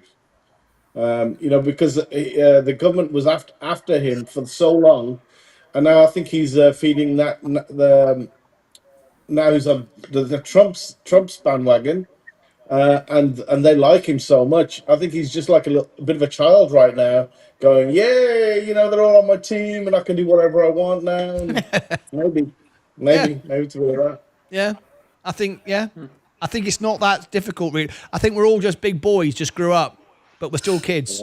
We still like to play. We still like to feel stuff, and I think Elon Musk is just playing at life. He's playing at life. I heard something interesting the other day. It was something like you're only truly a loser if you only play. Okay, you're only truly ever a loser if you only ever play to win, meaning that your primary aim is to win and not to grow yourself and become better. Agree. Do you know what I mean? 110%. Yeah. So if you're winning for the sake of winning, you're not really understanding your personal growth in that journey. You're missing out on what you're achieving on the journey, aren't you? Yeah, absolutely, yeah. Leah says that to me all the time. Now, Stop I and see where you come. I don't want to judge Elon Musk. I mean, you don't know if there's some kind of political play where Trump is kind of advising him, oh, maybe let's troll them so that their political power is weakened. I don't think so. I don't think it. Look at what happened with Trudeau in Canada. Yeah. Do you think Trudeau would have resigned if it wasn't for Trump coming into power? No. I don't know. It's an interesting one, isn't it? No, I wouldn't have. And yeah. But I can probably point out other examples if I followed geopolitics a lot more, but I haven't been doing that for the last few months. But yeah, it's a very interesting dynamic. Yeah. The Greenland play, the Panama Canal play. Oh, it's ridiculous. Just going after territories. That's why I'm making It's really ridiculous. surprised-looking faces. What is going on? I mean, there hasn't been a time, I don't know how many hundreds of years, we'd have to go back. Some historian will probably correct me, but America being a superpower hasn't, I mean, well, the way it's behaving now, I don't remember a time like this when it's, I mean, you're not going to buy Greenland. I remember Donald Trump tried to buy the Tower of London. I remember. Remember that? I'm rich enough. I can buy Tower of London, and the British government and the Queen went, yeah, right, jog on. It doesn't matter how much money you've got. We're not selling you the Tower of London. It's British history. Brick by brick, he wanted to dismantle it and rebuild it in Florida. Absolutely bonkers. And the people of Denmark who own Greenland, it's their country. I think has been for 900 years or whatever. They're not just going to give it up, and they're not going to sell it. The people that live there don't want to be American. They're Greenlanders, and that's it. They're Danish, and that's it. It's all a bit silly. I don't know what's going on. I just think. Have we got any Canadians in here? I'm really curious about their opinion on Trump wanting. Any what? Sorry, Canadians. Oh, I'm a Canadian. Yeah, what do you think, mate? What do you think about the Canada being a state of the 51st state? I don't think any shot. I think the second Canada starts utilizing our natural resources and actually capitalizing on the amount of land we have, the power that the United States has over us will go down significantly. We're the number one richest country for natural resources. We have the most unused land mass compared to the U.S. I mean, our economy has been atrociously handled. We've had 32% housing inflation from like 22 to 23, and it's just crazy. That stuff's not included in our CPI. So inflation numbers are lower than they should be, but yeah, Canada, I think we're definitely a powerhouse that's underutilized, and I don't think that if put on the defensive, we will continue to underutilize our resources. I think we'll be forced to draw on them, and I think that'll create a lot more profit coming from the country. I think, there's really no chance that this happens, I think, in general. Luca, would you be okay? Would you be okay being called American? Scrub, you're not Canadian anymore. You're American now. Donald Trump made you American. Would you like that? I don't think so. I think there's important, and just beyond like the political and economic implications, I think there's an important cultural identity that exists within Canada that is very distinct from that of the U.S. And if you try to blur these lines, I think you'll have a lot of unhappy parties, both in the U.S. and in Canada. In terms of Justin Trudeau, I don't think that his stepping down was a direct product of Trump's election. I think it actually makes it very difficult for our country that he stepped down, seeing that he prorogued Parliament here, which means Parliament will not be sitting until March 23rd. So there will be a huge overlap between when Trump takes office and our Parliament resuming. So I think that's going to be especially difficult given the amount of tariffs he wants to impose on Canada. There was a lot of pressure from both sides of opposition government, Conservatives and the NDPs. The NDPs sort of have a coalition, but there's a conflict of interest there with the leader of the NDPs, Jagmeet Singh.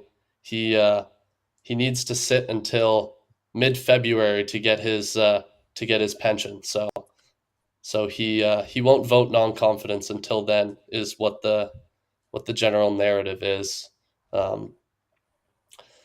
But yeah, I think he would have stepped down regardless. Well, folks, we are coming to the end. We've got a bit to do, but if you'd like to call in, there are a few spots left. Here is the link to call in. It's martynlucas.com/live. Password is LucasAids 100, which is uppercase L, uppercase A, 100. I'm going to pin it to the top. If you want to call in, you've still got time. Members only, please. You've got to be on camera. Have your say. And we are going to have a vote in a minute. We're going to have a vote, and we're going to see if Elon Musk is a superhero or a super villain. In a minute, I'm going to post it to the top, and you can all vote. And after you've heard the points today, you can make your decision. Do you think he's a superhero or a super villain? I have to say, it's been a great conversation. I've absolutely loved this. We've had extra bits. Luca providing thoughts on Canada. Yes, Vaz. Look, I think Trudeau stepping down is the consequence of your under 20 World Cup ice hockey result. Second year in a row, you just got knocked out in quarterfinals by Czechs. What should I I see where we're going with that. That's probably the reason. Absolutely right. Saab. Oh, what's that there? Is that a hockey puck? No, that's an XRP coin. I've got one as well. an XRP coin? There's no such thing as an XRP coin, just a made-up thing. Oh, hello, what's that on the back? Oh, XRP Ripple. Oh, nice. I know isn't it silly? But I actually, for 5 minutes, I went on Amazon and I thought, do you know what I'd like in here? Look really good in the studio. Martyn Lucas coin. Huh? A Martyn Lucas coin. No, yeah, well, that's coming. That's something else. No, but I actually went on to Amazon and I thought, I'm going to buy a pile of gold bars. You know, all the plastic ones, because it just looks good. I don't know why. Buy some real ones about 100 grand. Yeah, I could buy some real ones. There you go. I'd get a tiny little bit like that, wouldn't I? You could probably get a couple kilograms. Yeah, it wouldn't look much, though. We wouldn't look that much on the show, though, would it? Just have this little bit of money. I was just going to say, Amazon's not probably the best place to buy gold. I don't know. It's got some great gold bars. Like, really good. Just look just like the real thing. And I'll stack them up like that. And I thought, don't waste your money. It was funny for about 3 minutes. So I don't know. So what was it that took you over the edge, Saab, and made you buy an XRP coin? What was it? How much did that cost you, by the way? $2. $30. Oh, $2. Oh, that's not too bad then. $2 is all right. Has anybody else got one? A Bitcoin or a gold bar? I've got XRP coins as well, yeah. I've got two different ones, yeah. Was yours $2 as well? Or did you get more expensive Yeah, that one was $2, but I did get another £12 one as well. I know, I just had to. That's actually totally gold. It's a different design. You know what? One second. It does look quite good. I think it is that one. Can you turn it around? Let's see what's on the other side. No, it's slightly different actually. One second.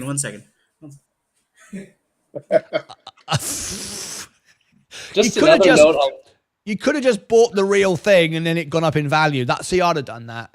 That's what I should have. You know what? What I do is if I talk to somebody about XRP and they start investing, once they hit 1,000 coins or 5,000 coins, I give them a coin. Yeah. Yeah, I kind of get it. It makes it fun. It makes it human. It makes it tactile. Where's everybody gone? Sensei, where's he gone? Has he gone? He's gone to get something, isn't he? He's got a gold bar somewhere. MSK's gone to get. He's gone to get something. I'm sure of it. He's gone to get one. Yeah. In the interim, just another note on the U.S. Absorbing Canada. Article 5 of NATO is that if a country engages in a conflict against a country that's a member of NATO, they are engaging in a conflict against all of NATO. So correct. This would be interesting considering that the U.S. and Canada are both members of NATO. And if the U.S. tried to take over Canada, I think that would still imply that they engage in a conflict with all of NATO. Oh, absolutely. Absolutely. And there's no way that United States is going to war with NATO just so it can put a flag in Canada and call everybody Americans. It's the most ridiculous thing I've ever heard. So, Sensei, did you go somewhere to get something? No, my phone ran out of battery. Oh, we thought you were going to get a gold bar or or something like that. What you got there? What's that then? That's just a different XRP little I like that memento. one. It's got the X on it. Yeah, it's got the X on it. Yeah, I like that. I I like was that. thinking it's a little bit different to the one you have. We We're need just we collectors, need to make our own XRP coin, Martin. Yeah, we do. That would be cool, actually. That would be cool.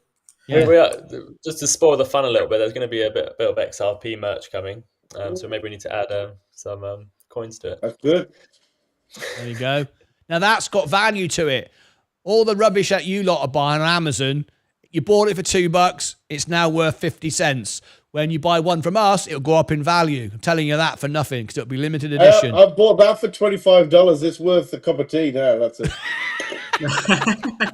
Wait 1 year and see how much they're trading for on eBay. Exactly. Guaranteed. That's the first one ever. 100%. Yeah, 100%. but I bought it, Sensei. That's Sab, why I you're bought buying it. the wrong ones. Sab, you you're get the buying the broken wrong one. ones. You need to buy the black ones. Yeah, No, I agree. You know what? They're I couldn't broken. They're afford the rubbish. black ones, bro. Like, you guys have got too much money, man. I'll put it in shares instead. Your tea's it's too cold, Martin. Yeah. Yeah, the water's cooling down now. It's getting no... Yeah, it's no good now. Yeah. No, I didn't pay for mine, Saab. I got mine free. What?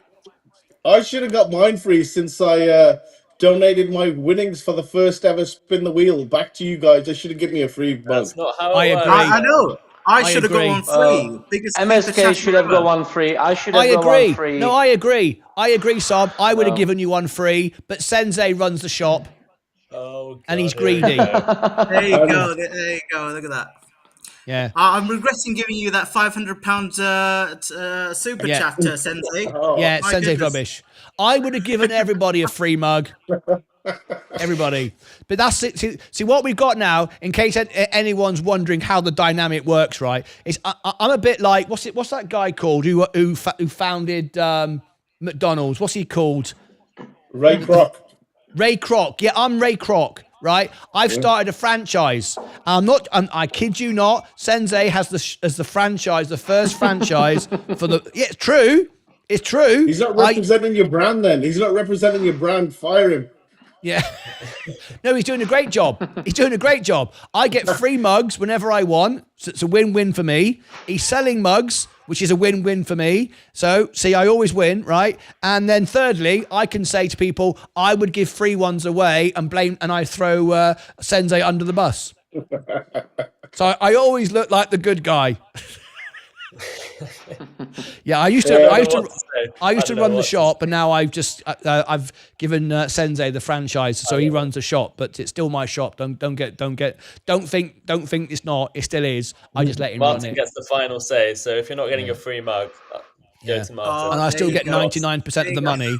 Make sure that yeah. I don't drink this much coffee, so make some little espresso ones. Oh, Unbelievable. People have been saying for ages they want the bigger mugs. We finally get bigger mugs come in, and Saab comes on and goes, "Give me a small one." Nobody wants a small one. That's how you're supposed to drink coffee, in small shots. Sab, I'll still charge 20 quid for it. Yeah, we charge the same. Hey, Yeah. you're gonna make more money, right? So you'll be less pottery, and you make more money. That's People true, buy 'em. Sensei. Sensei, get on with it. Get on with it. We want cappuccino mugs. Make sure it's the same price. Make sure the profit margin goes up. And we want a whiskey glass. Yeah. That'd be the good one. Yeah. Yep. There you go. You just sold You know two. what? I think the best perk is when everyone's got some merch and we all get onto that Discord channel and we just have a cup of tea and just talk like this. I think that's what I'm excited about. See how Sensei's excited about that? I'm not. I thought it was a Drag rubbish Mark idea. I said we should do it on YouTube, and he went, no, because it's just what you do normally. I said, yeah, but I make ad revenue. Every 6 minutes, there's another ad. I make money, 1 cent per person. He says, yeah, but make it more personal. Do it on Discord.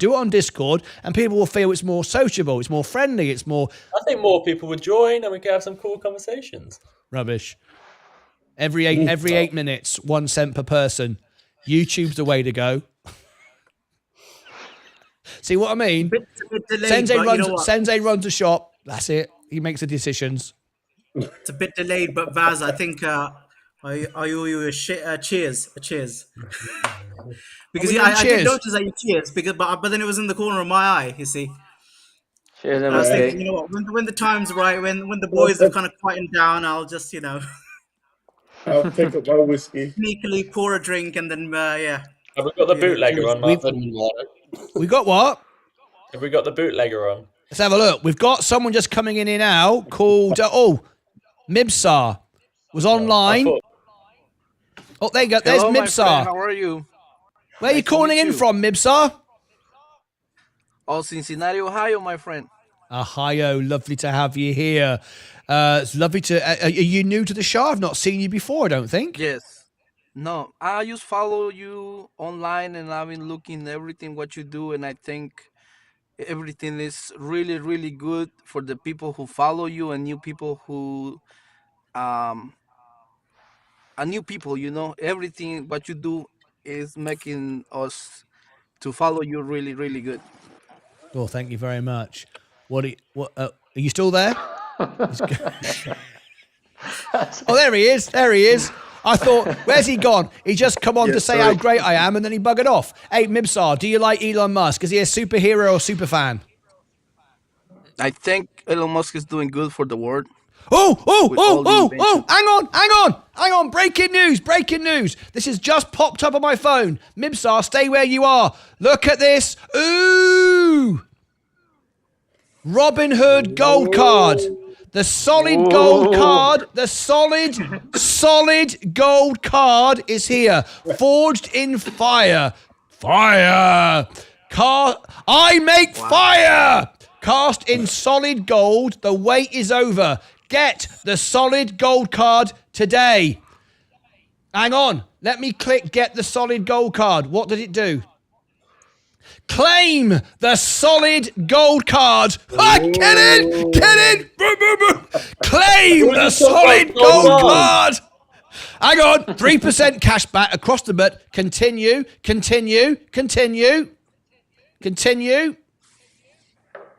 What does it say?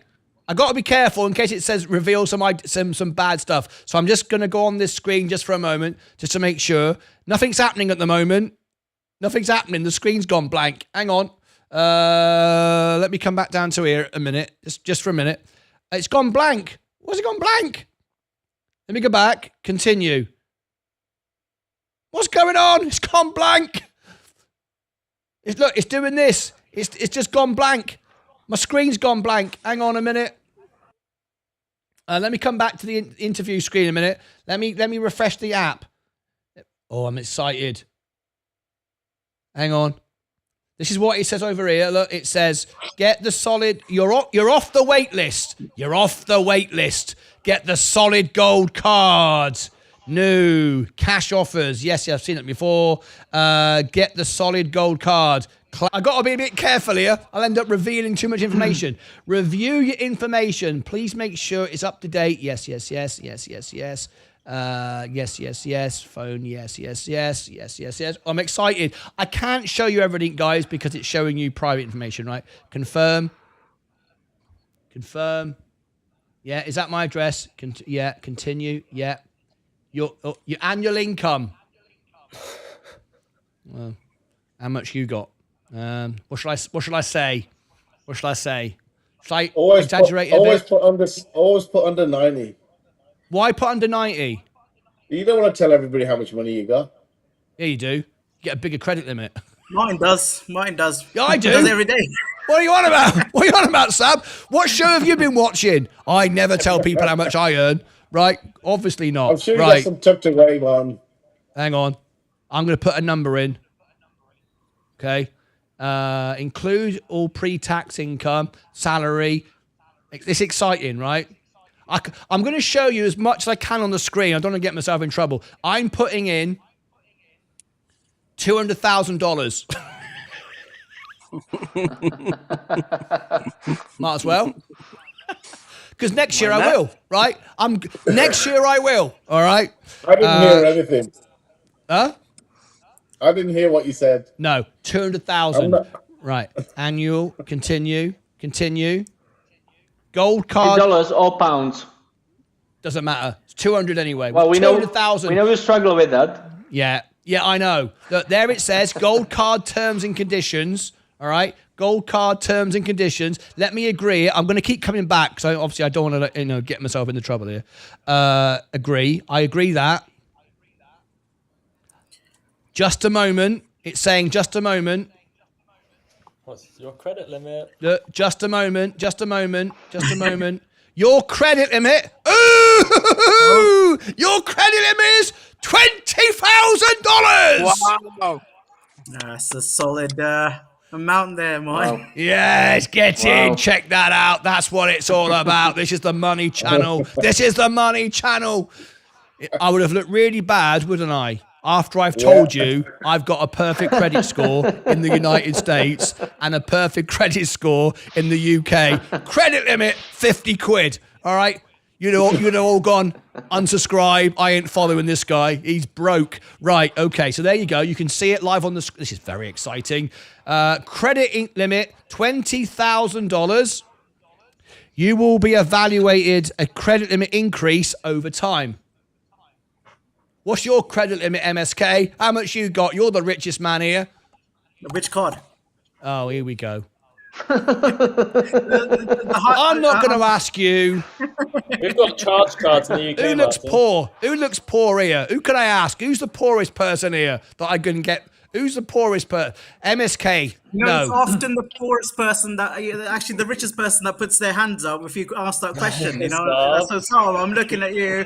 Yeah, I bet you've got a couple of million tucked away. Look at that XRP hat. Yeah. Right. $20,000. Continue. Oh, look at that. Okay, I'll show you. What is it they say? What is it they say, Martin? If you think you are the richest person in the room, you are in the wrong room. Correct. Your Robinhood Gold Card, 3% cash back on all categories, no annual fee with gold membership, no foreign transaction fees. Right, let me click continue. Exclusively for gold members, right? Robinhood annual gold subscription, 50 bill to your new... Annual gold subscription, $50 bill to credit. So now I can just pay yearly rather than monthly. I like that. We'll have that. Review that. I agree. Do I agree it? I'll agree it. Now what's it going to do? There's my shipping address. Grams of gold. Huh? I want to know how many grams of gold it is. Just wait. Patience. I haven't got to that screen yet, Sensei. You're spoiling it. You're spoiling it. Sensei, you're spoiling it. Wait. I'll get to that bit in a minute. Right. There's my address. Your solid gold card. Solid gold, Sensei. You know you said invest in gold, mate. Finally. I've got a bit of real gold here, And mate. it's not fake from Amazon. No. And I'm going to go down to my local Kroger with my solid gold credit card and buy a pint of milk. And I'm going to hand over... You're going to melt it and put it in the S&P 500, knowing you. Yeah, I am. I'm going to hand over my solid gold credit card to the person selling me the pint of milk, and I'm going to go, see that there? And they go, yeah. Tap it on the table.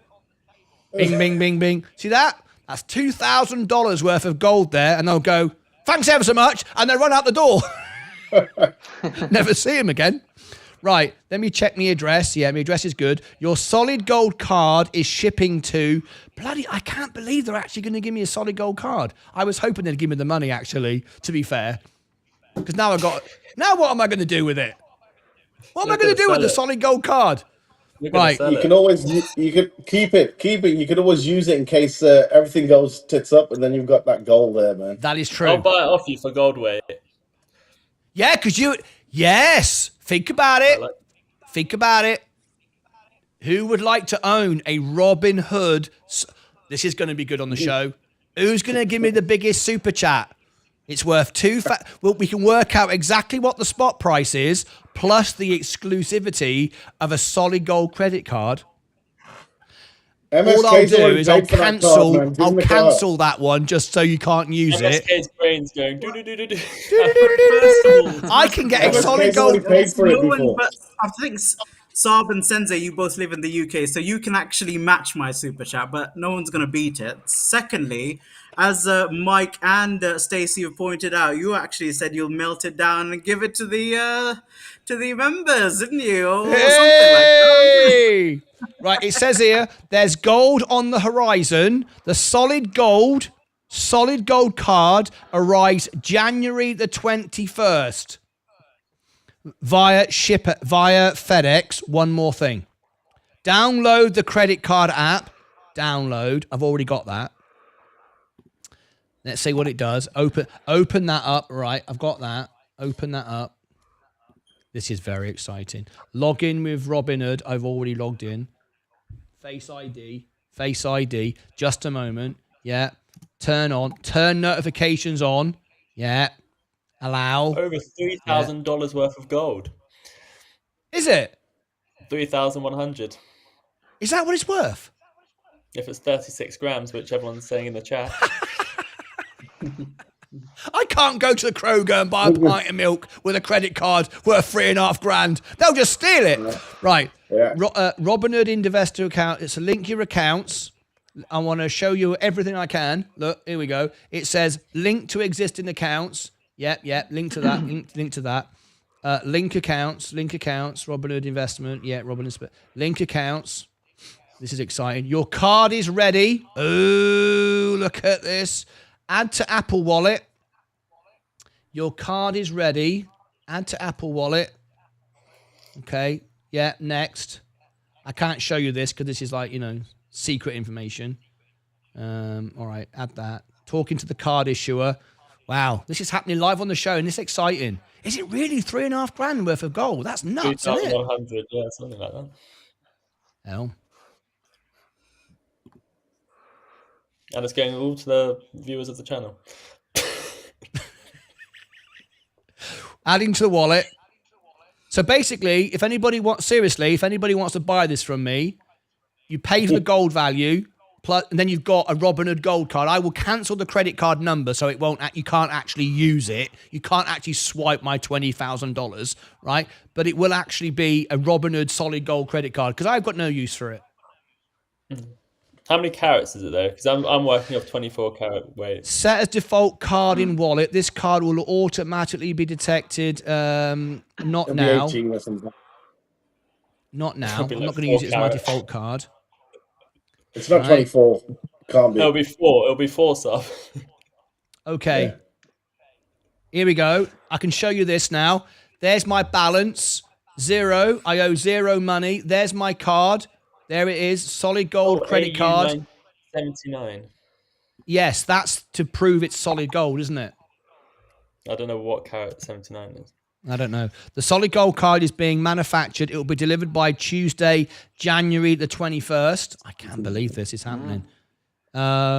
Set up auto pay, add a card holder, add a virtual card, transactions. Okay, I shall do that later because that just requires a little bit of thinking about it. Back to my main app. Does it change color when you dip it in hot water? Solid gold, mate. Solid gold. It's always gold. It never changes color. Right? This is proper, mate. Just for you, gold card. Spending. It's 10 carat. Is it? Yeah. Is that what that means? It's 10 carat gold. Like is that good or bad? It's kind of not that good, but it's good enough. It's worth the money. It's probably like $1,000 or something.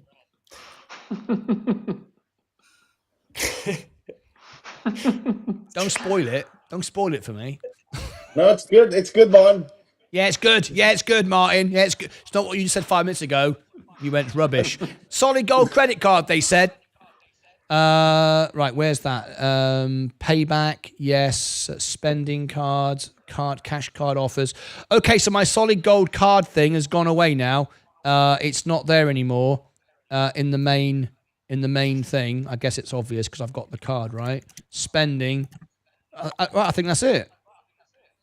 Yeah, back to here.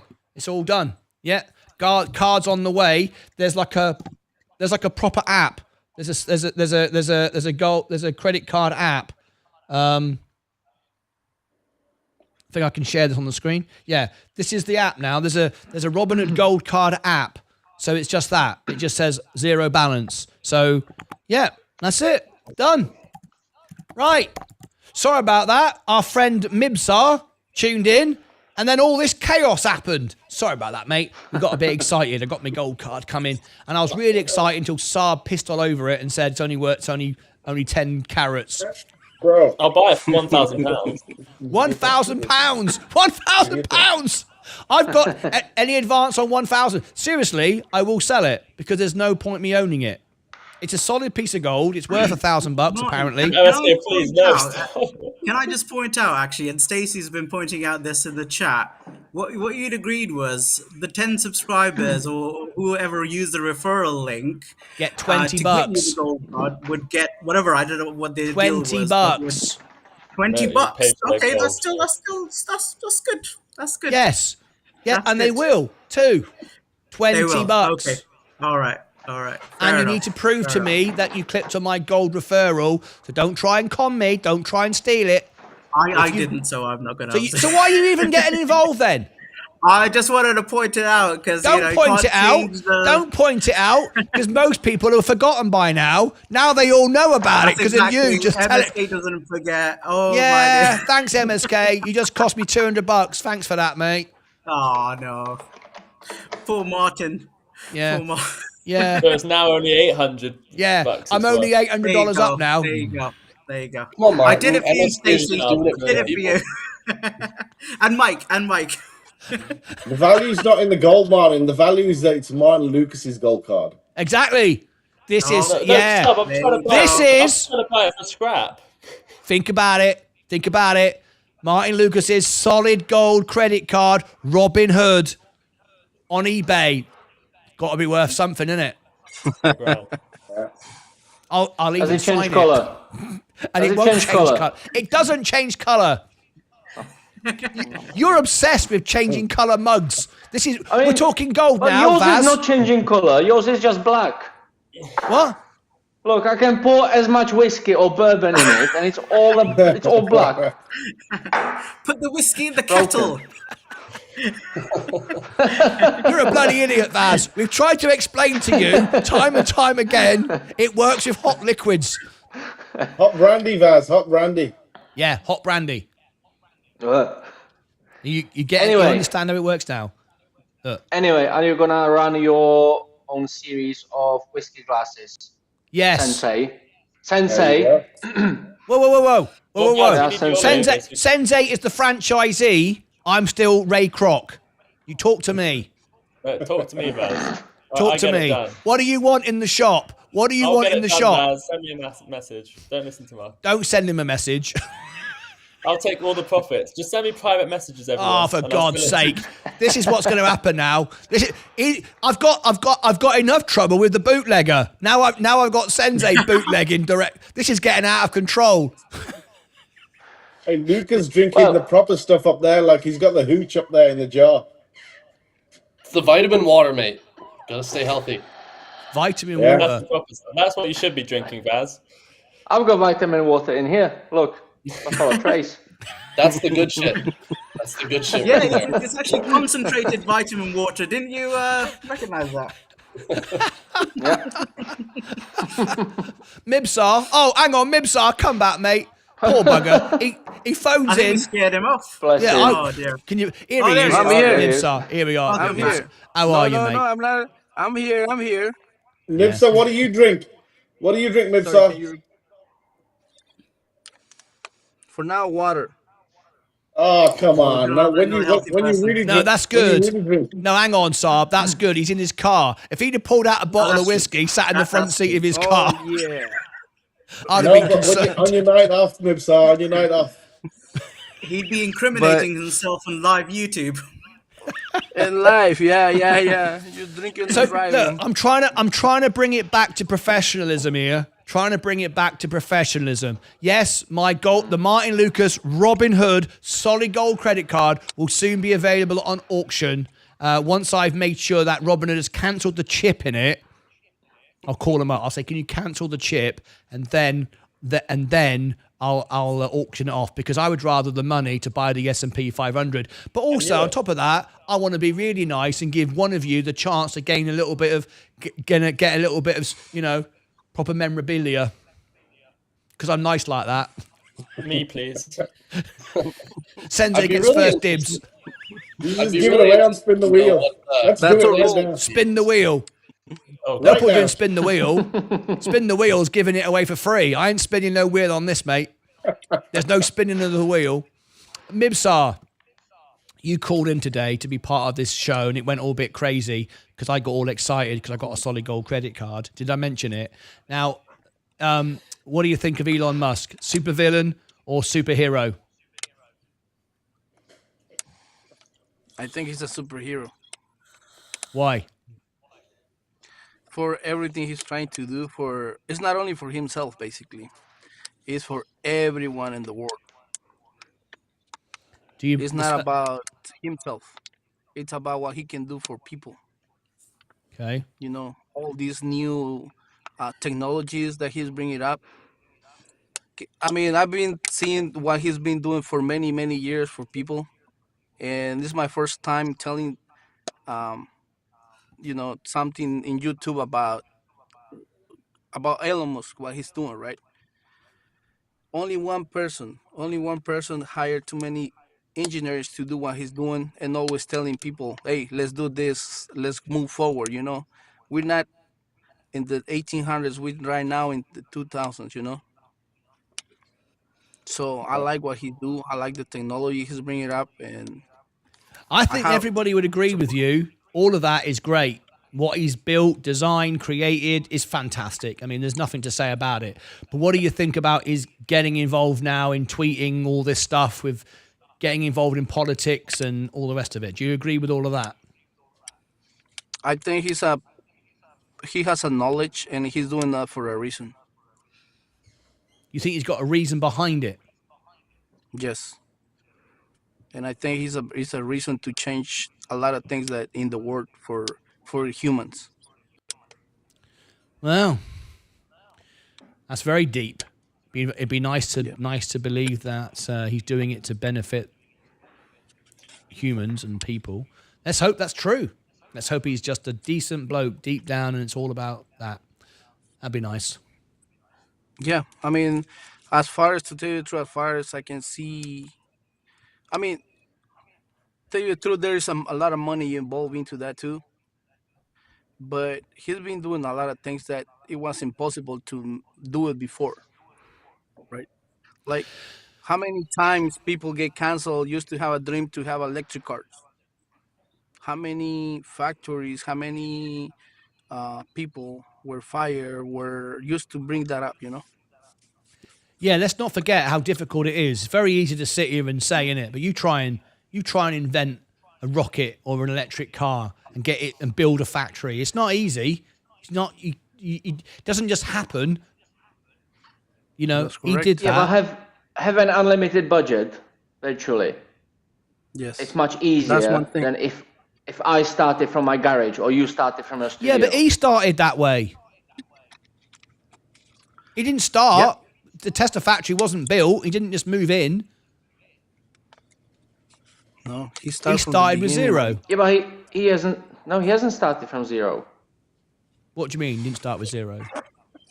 He's had money in his pocket. He hasn't. Yes, he's But developed he all the did when he technology, started but PayPal, Baz. When he started PayPal, which was his first company, co-founded with his brother, they weren't rich. Correct. No. They were sitting in the office and living Yeah, in the they were office. sleeping in the office. Yeah, he was sleeping in the office. Yeah. And I guarantee you, Starting from Vaz, I guarantee you, if I gave you $1 million right now and said, come back next year and you've designed an electric car, I bet you haven't done it. Because you wouldn't know what to do. I wouldn't know what to do. I wouldn't have a bloody clue. I don't think he started with $1 million for his electric car, but yeah. It's much easier to start a software company with $1 million, such as PayPal. I don't think I can do it, but starting an electric vehicle company. Yeah, that's not happening. It's not happening yet. No one. I don't think Elon Musk can do it. No. Look, he did it. You know, like he's amazing. That's why we all think he's amazing, because he just did what he did. Yeah, Yeah, Yeah. actually, I think we I live think in a that's not world. that's even. what's great about him. I think what we're talking about is like what he's saying on X right now. That's the thing, isn't Yeah, it? that is the question. But I think we all take it for granted how hard it is to actually do something. Everyone can, I can do that. I can go and do it then. I'm telling you now, that I must have had excess of 100 people come to me and say, I'm going to do a YouTube channel. Can you help me? And no one's done it. Not one single person has done it. Not one single person has done it. Yes, Vaz. May I say something? Very Yes. fresh experience. It's taken me probably not excessive 1.5 months, but if I invested more time, it would be probably 3-4 weeks to get all the setup, all the studio sorted, everything. And I'm still not there.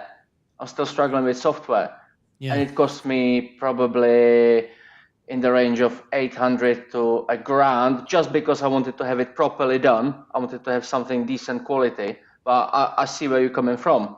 It's probably not about the money. It's about the time. Sit down, get everything sorted, get it done the way you want it, get the right stuff, research on your product, buy the right product. Just the lighting, And stupid let me say lighting. that's the easiest part. Talk from experience. Yes, I didn't start my own YouTube channel, but I've stuck around since the day I said I'm going to. Martyn, will you take me on? And I've been around for nearly 2 years. But the easiest part is day one, when you set everything up. The hard part is sticking at it, and I think that's where a lot of people struggle. I mean, and I'm not saying Vaz, you will. I'm saying that you, if that's it just does get harder. I mean, when everyone fails at YouTube channels, it's not day one when they're all happy and they're uploading videos once a week. It's month 2, it's month 5, it's month 12, it's during the bear markets, and that's why we all look up to Yeah. Martyn to see what he's done. Sensei was talking to me for about a year.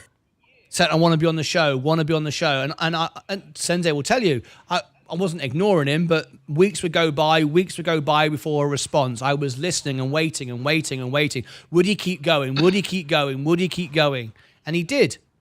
And now we all know what Sensei does. But at least 100 people said they'd do this, and I helped them and set them up, and everyone failed. Every single one failed. They just did a couple of videos, didn't get success, and gave up. That's it. And that's the same with Elon Musk. How many people, if you gave them $1 million and said, build me a rocket, or even draw the plan of what you might want to do, wouldn't even do that. Wouldn't even get out of the box. Wouldn't even start the first page. Money is not it. Money is not it. I remember people telling me, if I had money, I could do what you're doing. And it's rubbish. You can't buy, and people have tried, people buy YouTube subscribers, people buy views, and their channel doesn't do anything because all the views are fake, all the subscribers are fake, and the channel doesn't grow. It looks like it grows. You think it's growing because you see all these fake views and all these fake subscribers. You go, wow, look at them. They've got 1,000 subscribers. Wow, they haven't got anything. It's not earning any money at all. What you got to do is free. Is just go live on your phone every single day. Pick up the phone. Some of my best videos, my best live streams of me sat in the lounge in the evening having a cup of tea on my phone. I've had 2,000, 3,000, 4,000 people watch on my phone. That requires no equipment at all. I'm just on my phone having a cup of tea. In fact, some of the time I've been holding it in my hand, not even in a tripod, just holding the phone in my hand. But that's the hard part. People don't want to do that. They think if I buy equipment and stuff, I can short track it. And all you need to do is just go live and then earn a bit of money, then buy a camera, then earn a bit more money and buy a microphone. In the end, you got this. But I didn't start with anything. And something more relatable to maybe more people is businesses. It's the same thing with anything you think of in life. It's not just YouTube. It's the example we're giving because this is currently the business you're building, Martyn. But it happens with any idea people have. Everyone wants to. I mean, if you're an entrepreneur, you want to have your own business, and I think a lot of people might have experienced this where they start a business, they're all excited, they get all the beginning parts going, but the hard part is sticking at it, continuing to build your business, not going and just sticking at it, which is the same with YouTube or for your own income. If you're trying to, the hard part is just continuing to keep building. You have to go through the hard stage to get to an easier stage, and then get through a hard stage as well. So it's not only YouTube; it applies to every single business, anything like that. every single business. And I've got no doubt in my mind, Sensei is here for the duration, and I'm 99.9%. So is Vaz. He's taken the time to get to where he is today. I wouldn't have wasted my time even talking to him or even bringing him on the show if I just thought he's going to do one live stream and then he's going to give up. He's struggled. And remember the story that Vaz shared with us? That's when the key turned. Remember he told us he's living out of his car. He was homeless. Remember live on the show?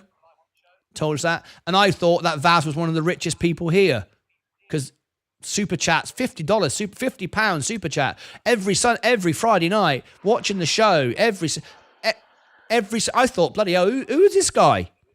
And then he told us he was living out of his car, he was homeless, he lost all this. He's got the fight, he knows how to do it, he'll get it done. Yeah, 100%. I will say something one day, not now, but I will say something to this. Just remember it. When there's a good occasion, I will tell you something you're gonna appreciate and you're gonna like, but not now. No, save that. But coming back to this, when was the first time we touched base? It was early summer or summertime when I approached you and I said, Martyn, I'm interested in eVTOL market. I would like to probably do something I would like to pay back to the Lucasites, to the channel, to the community. And yeah, it's now probably half a year, and yeah, I'm still around. So I'm not planning to go anywhere. I'm planning to stick to you. I love it. That's what I'm most excited about, is building the network, building the family, and in 10 years we have 50 presenters, and the show then one day gets handed on. That's what makes it special. That's what makes it something worth something. The amount of people that are involved in it. Anyway. Let's wrap this up. Let's have our poll. We've been here all bloody day. I can't believe it. So here we go. So we're going to have a little poll now. Start a poll. The poll is Elon. Elon, let me type it in correctly. Elon Musk. Bloody hell. Why can't I write? Elon Musk. Superhero. Supervillain. That's all there is. There you go. No other options. You either like him or you don't. Start superhero, supervillain, start a poll. We had a great debate today. It's been a really healthy conversation. We've learned a lot. It's been exciting. It's been fun. We've had 1,140 people through. There's 76 watching right now. How many likes have we got? We got 62 likes. If you could tap the like button, that would be amazing. There we go. Straight over Saab's head. Sorry, Saab. It's moving out the way. Yeah. Right, let's see. Here we go. The poll's coming in. The votes are coming in. Superhero at the moment is 67%. 11 votes, 64% now. A few more supervillains are coming in. 12 votes. There's 75 watching. 12 votes, 69% superhero. 71% superhero. This is what I was expecting. I mean, on a financial channel, we're always going to see the Trump. Everyone's going to love Trump. Not saying I don't like Trump. Not saying I like Trump. Everyone's going to like Trump. Everyone's going to like Elon. But one thing I'd like to share with everyone is just sometimes you get consumed by what you're looking at, and your algorithms and whatever you're looking is really going to skew what you think. And sometimes it's always worth looking at the other side of the argument, whether you're pro-Trump, whether you're anti-Trump. Always look at the other side. Keep your mind open to different ideas, research things. Don't take someone's word for it. Just because Elon Musk is the most powerful person on earth, don't take every word he says as fact, or someone on the opposite side of Elon. Don't take what Keir Starmer says, everything he says as fact. Do your own research. Don't get put in a bubble and explore outside of it, because I see too many people falling into the trap of just following someone like their god, or falling into a trap of their algorithm that they're watching. I think one thing that everyone needs to take away is just expand your knowledge and continue to learn, and don't stay in your own bubble. May I add something to it, Sensei? Yeah. It's no shame to say I don't know or I don't have opinion on this. Yeah. No shame at all. No. Yeah, and just to add to Vaz and Sensei, I think if our conversation here has said anything about the topic, besides the fact that you should always have friendly, open conversations, there's really no ascertaining an objective truth on the subject. We don't know what's going to happen, but I guess the best thing to do is usher the attitude to the in the right direction, I should say. Don't go screaming he's going to do something bad or he's going to do something good, but suggest the good things. Talk about what would be good if he did it, rather than saying he is going to do something. I'm going to show you something now. It just proves exactly what Sensei just said. Because we're a financial channel, more people love Trump than don't, because the Republican Party tends to be business orientated. More people want to support Elon because of Tesla, and it skews your opinion. And look, I'm going to show you something now. This is the back end of my studio. This is the video I put out a couple of days ago promoting tonight's event. Right? Debate, good or bad, Elon Musk. Every single video I put out, every single one has a net gain of subscribers. Every single one. Look at this. This video, -3. There you go. People do not want that debate. They do not want that conversation. By the way, the video earned me $1.15, in case you're wondering. But look, -3. That never, ever happens. I've always got up 100, up 200, whatever. This was -3. -3. So people went, don't want that conversation. What do you mean you don't want that conversation? Why don't you want that conversation? Oh, you're potentially saying something against Elon Musk. You had no idea what I was going to say. I just said good or bad. That was the conversation. Didn't say anything, did I? But because there's the element that I might say something bad, or the suggestion, and remember, it's because they assume it's going to be bad because it's in their head already. You know, when people call you a liar, I've always thought this, and it's always proven true. People that say you're a liar are very often liars themselves. If you are completely innocent and stuff, you don't think like that. But if you are a liar or a cheater, if you cheat on your wife and you accuse someone of cheating, it's probably because you've cheated.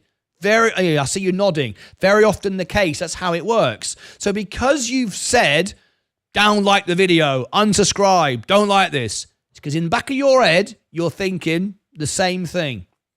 All right? What should have happened there, it should have been a really popular video, lots of up likes, lots of subscribers, because they want to have a debate.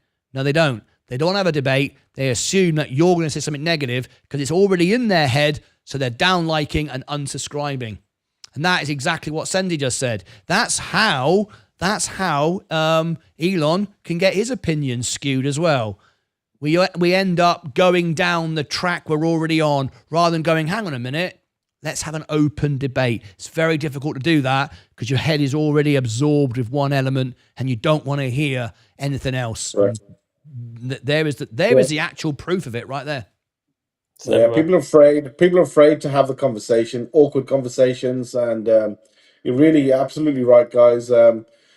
People need to, just open up a little bit more and just not be afraid to have the conversation. I think this is where sometimes the country's gone now to some aspect, especially with the parties. Where you're the right or you're left, and there's nothing in between. But I'll tell you one thing: since the Republicans have got in, people are becoming more and more moderate and ready to talk. So I think it's probably a good thing. Imagine you make a great point. Yes, I'll come to you second, Luca. Just give me a second. I just want to reply to what Saab just said there. Imagine what human beings could achieve if we all worked for the same goal. Success of humans. Rather than I'm English, you're American, you're French, you're German, I'm male, I'm female, I'm black, I'm white, I'm right, you're wrong. We looked at it as humans, planet Earth versus all the other planets. How can we make Earth the best planet? We were a team. We were like, imagine what we could do if we all came together. And you learn nothing from coming to the party with a preconceived idea. Come to the party and go, what can I learn here? What can I get out of this? What can I grow by attending this experience? And if we all do that all the time, it's why I share everything. Why, you can't share how much money you've got. You can't put that on the screen. I mean, I just showed you me onboarding my credit card, other than showing you my social security number, because that way you now know how it works.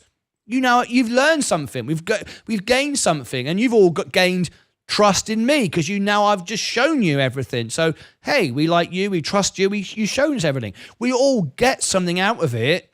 By lying and cheating is just because of your insecurities of showing people stuff, and you don't expose yourself by being revealed to be a liar or a scammer, because deep down you are, and you don't want anyone to know it. Luca, what were you going to say? Yeah, I was just gonna build on what Saab said, but you alluded to it in large part. It's that government and authority in general is founded on this idea that the public has faith that the authority is going to act in its best interest, and for that to exist, the public needs to question authority. So I think, yeah, regardless of what side you choose, we just need to be in general as the public questioning the authority. And I think, yeah, if we do that, then that'll by and large push us in the right direction. And James has just said, I occasionally think how quickly our differences worldwide would vanish if we were facing an alien threat from outside this world. Ronald Reagan. You know what he's been watching? He's been watching Independence Day, hasn't he? We shall go into the night and we shall fight. This will be our Independence Day. He's right, though. He's right. Do you know what? He's right. He's dead right. He's dead right there. Do you remember when the film, what was it called? Love Actually. Remember Love Actually, the Christmas film? Anybody seen that? Love Actually, You all seen that? Do you remember when Hugh Grant, the Prime Minister of England, and he takes on the American president, and he comes out? You remember that scene? Absolutely brilliant. England might be a small country, but it's a great country. And David Beckham's right foot and David Beckham's left foot. This special relationship is not so special anymore. We won't be pushed around anymore. We're going to do this. And everybody wanted Hugh Grant to be Prime Minister of England. We thought he was great. We want him. That's what we want. A proper Englishman. We're gonna show the Americans. Great theatre, great drama. But that's it right there. I love it. Fantastic. Well, this has been an absolute honor today. This has been absolutely fantastic. Loved your time. Thank you for giving me your time. Thank you for sharing your time with everyone today. It's been absolutely fantastic. Another great day. No surprise, really. Superhero or supervillain. 31 votes. End the poll. 68% of you say superhero and 32% say supervillain, and 3 people unsubscribed and said, we're not watching this anymore. This is rubbish. We don't want to have a conversation. We want to believe what we believe. Yes, Leah? Oh, why is the kettle there? Why is the kettle? Well, because Sensei sent me from England a magic mug. And when you put hot water in it, it turns from black, which is like it's now. And Vaz would say it's broken, but it's not broken, right? You got to put hot water in it. So I got the. Do you want this back now? There you go. So I put hot water in it, and it's all right. Anyway, we're going to finish the show on something I've just. It's a day of celebration. We've got a solid gold credit card, even if Saab tried to poo-poo it by saying it's only. You can't take it back now, mate. That's what it was. It was 10 carat. Hey, come on. Yeah, you can't take it back now, mate. You said it. It's in history. You've ruined it. All right. Right. Not only have I got a solid gold credit card, and it's going to be worth at least £1,000, if not more, right? Not only that, we've just hit another milestone on the channel I want to share with you. Look at this. This isn't to do with anything other than just going stupid with amount of videos. 5 million views.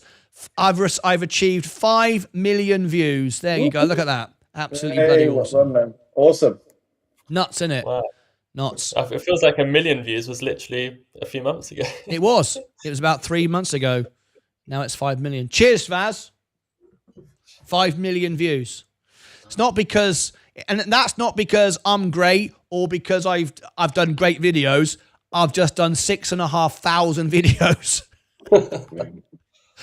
So if you throw, my dad used to say to me, if you throw enough SHIT at the wall, some of it's going to stick. Same thing, really. You haven't got to make good videos. Just make lots of them every day and never stop doing it. Eventually, the wall's going to be covered in your videos. All right. Cheers, everybody. All right. I'm going to go. It's been an absolute pleasure. Thank you, Luca. Final thoughts from you, Luca? I just want to say thank you, Martyn, and thank you to everyone, all the members of the channel who gave us all this platform to have a good, friendly discussion, exchange of ideas. I think perspectives are the thing that we should look for most in this world. The more perspectives you have, the more clear view of reality you have. So, yeah, just encourage more members to get on and share their perspectives. Final thoughts from you, Vaz? I'm just going to unmute myself. Yeah, I agree with Luca. Yeah, this channel has been more than open, more than friendly. We want to hear everyone's intelligent opinion. Oh, I do enjoy a troll, though. Intelligent presentation of their opinion. Because there's no right or wrong in opinions, is it? Eventually. Correct. Saab, final thoughts? Yeah, just it's a great conversation today. Everybody, just go do your own research. You know, all the other people who are watching, do your own research. You know, don't be afraid to make your own mind up about things. Stay humble, stay kind, and cheers to everybody. Should people go on Amazon and buy themselves an XRP coin worth $2? No, they should wait. They should join with me, and if they get 1,000, I'll give them one for free. That's the way to go. Final thoughts from you, what's your name? Sensei. No, I agree with what everyone said. Be kind, be nice to each other, take care of each other. I'm not finishing the show like that, but I feel like I'm doing an outro. Can you make up your own catchphrases, please? Yeah, I should. What was I going to say? I was going to say, always look at the other side of the argument, just so you know you're happy with what side you're on. I was going to say something quite important, actually. I've completely forgot. If you want more conversations like this, we'll hopefully have some more in the Sensei merch club as well. Not the Sensei merch club, the exclusive merch club. What was I going to say? I was going to say something really important, but I'll save it for my Sunday show, I guess. But thank you. May I ask something? This is what it is. This is the family, the community of this channel is the thing that's so unique about this channel. This is the thing that's so great about this channel. I always stress it's one of the main reasons I came on is because it's so unique. The family we have on this channel, all supporting each other, all maybe with different opinions. We learn from each other, as Vaz said. Share your opinions. We are all a family. We are all on Discord. We're all Martyn's live all the time. We all get to talk to each other. We all get to share our opinions, and having this community is something that no one else comes close to having. So engage, learn from each other, stay with us, and I think it's again thanks to you, Martyn. There is a community here that would never be here without you. There are people that rely on this community. This is some people's family. This is some people's just place they want to go to talk to other people. This is somewhere where people can share investing ideas. It's something that no one else, no other YouTube channel I've ever seen has a community like this. And I think that's what's so special about all of this. Even though we disagree with some things, even though some of you like Trump, some of you don't, some like Elon, some don't, some like Kears, whoever it is, we still come together, we share our opinions, and we still love each other at the end of the day. So it's all down to you, Martyn. So never forget that. I know you won't, but I could be humble now and could think all emotional thoughts, but I'm not going to. I'm going to give my final thoughts. That was all quite nice, wasn't it? But in fact, I don't learn anything from anybody. I already know everything. Thank you very much for tuning in. I appreciate you all. I'll see you back in the morning. Somebody will clip that. And it's the greatest job in the world. Until next time, as always, be safe, take care of yourselves and each other. No show tomorrow, but I am going live for the members at 10 o'clock to do some reviews. It's my day off, but I want to make sure that I get my reviews done. I'll see everybody back for on the Friday show. From all of us around the world in 69 countries and 14 languages, ta-ra, have a great night. Bye-bye for now.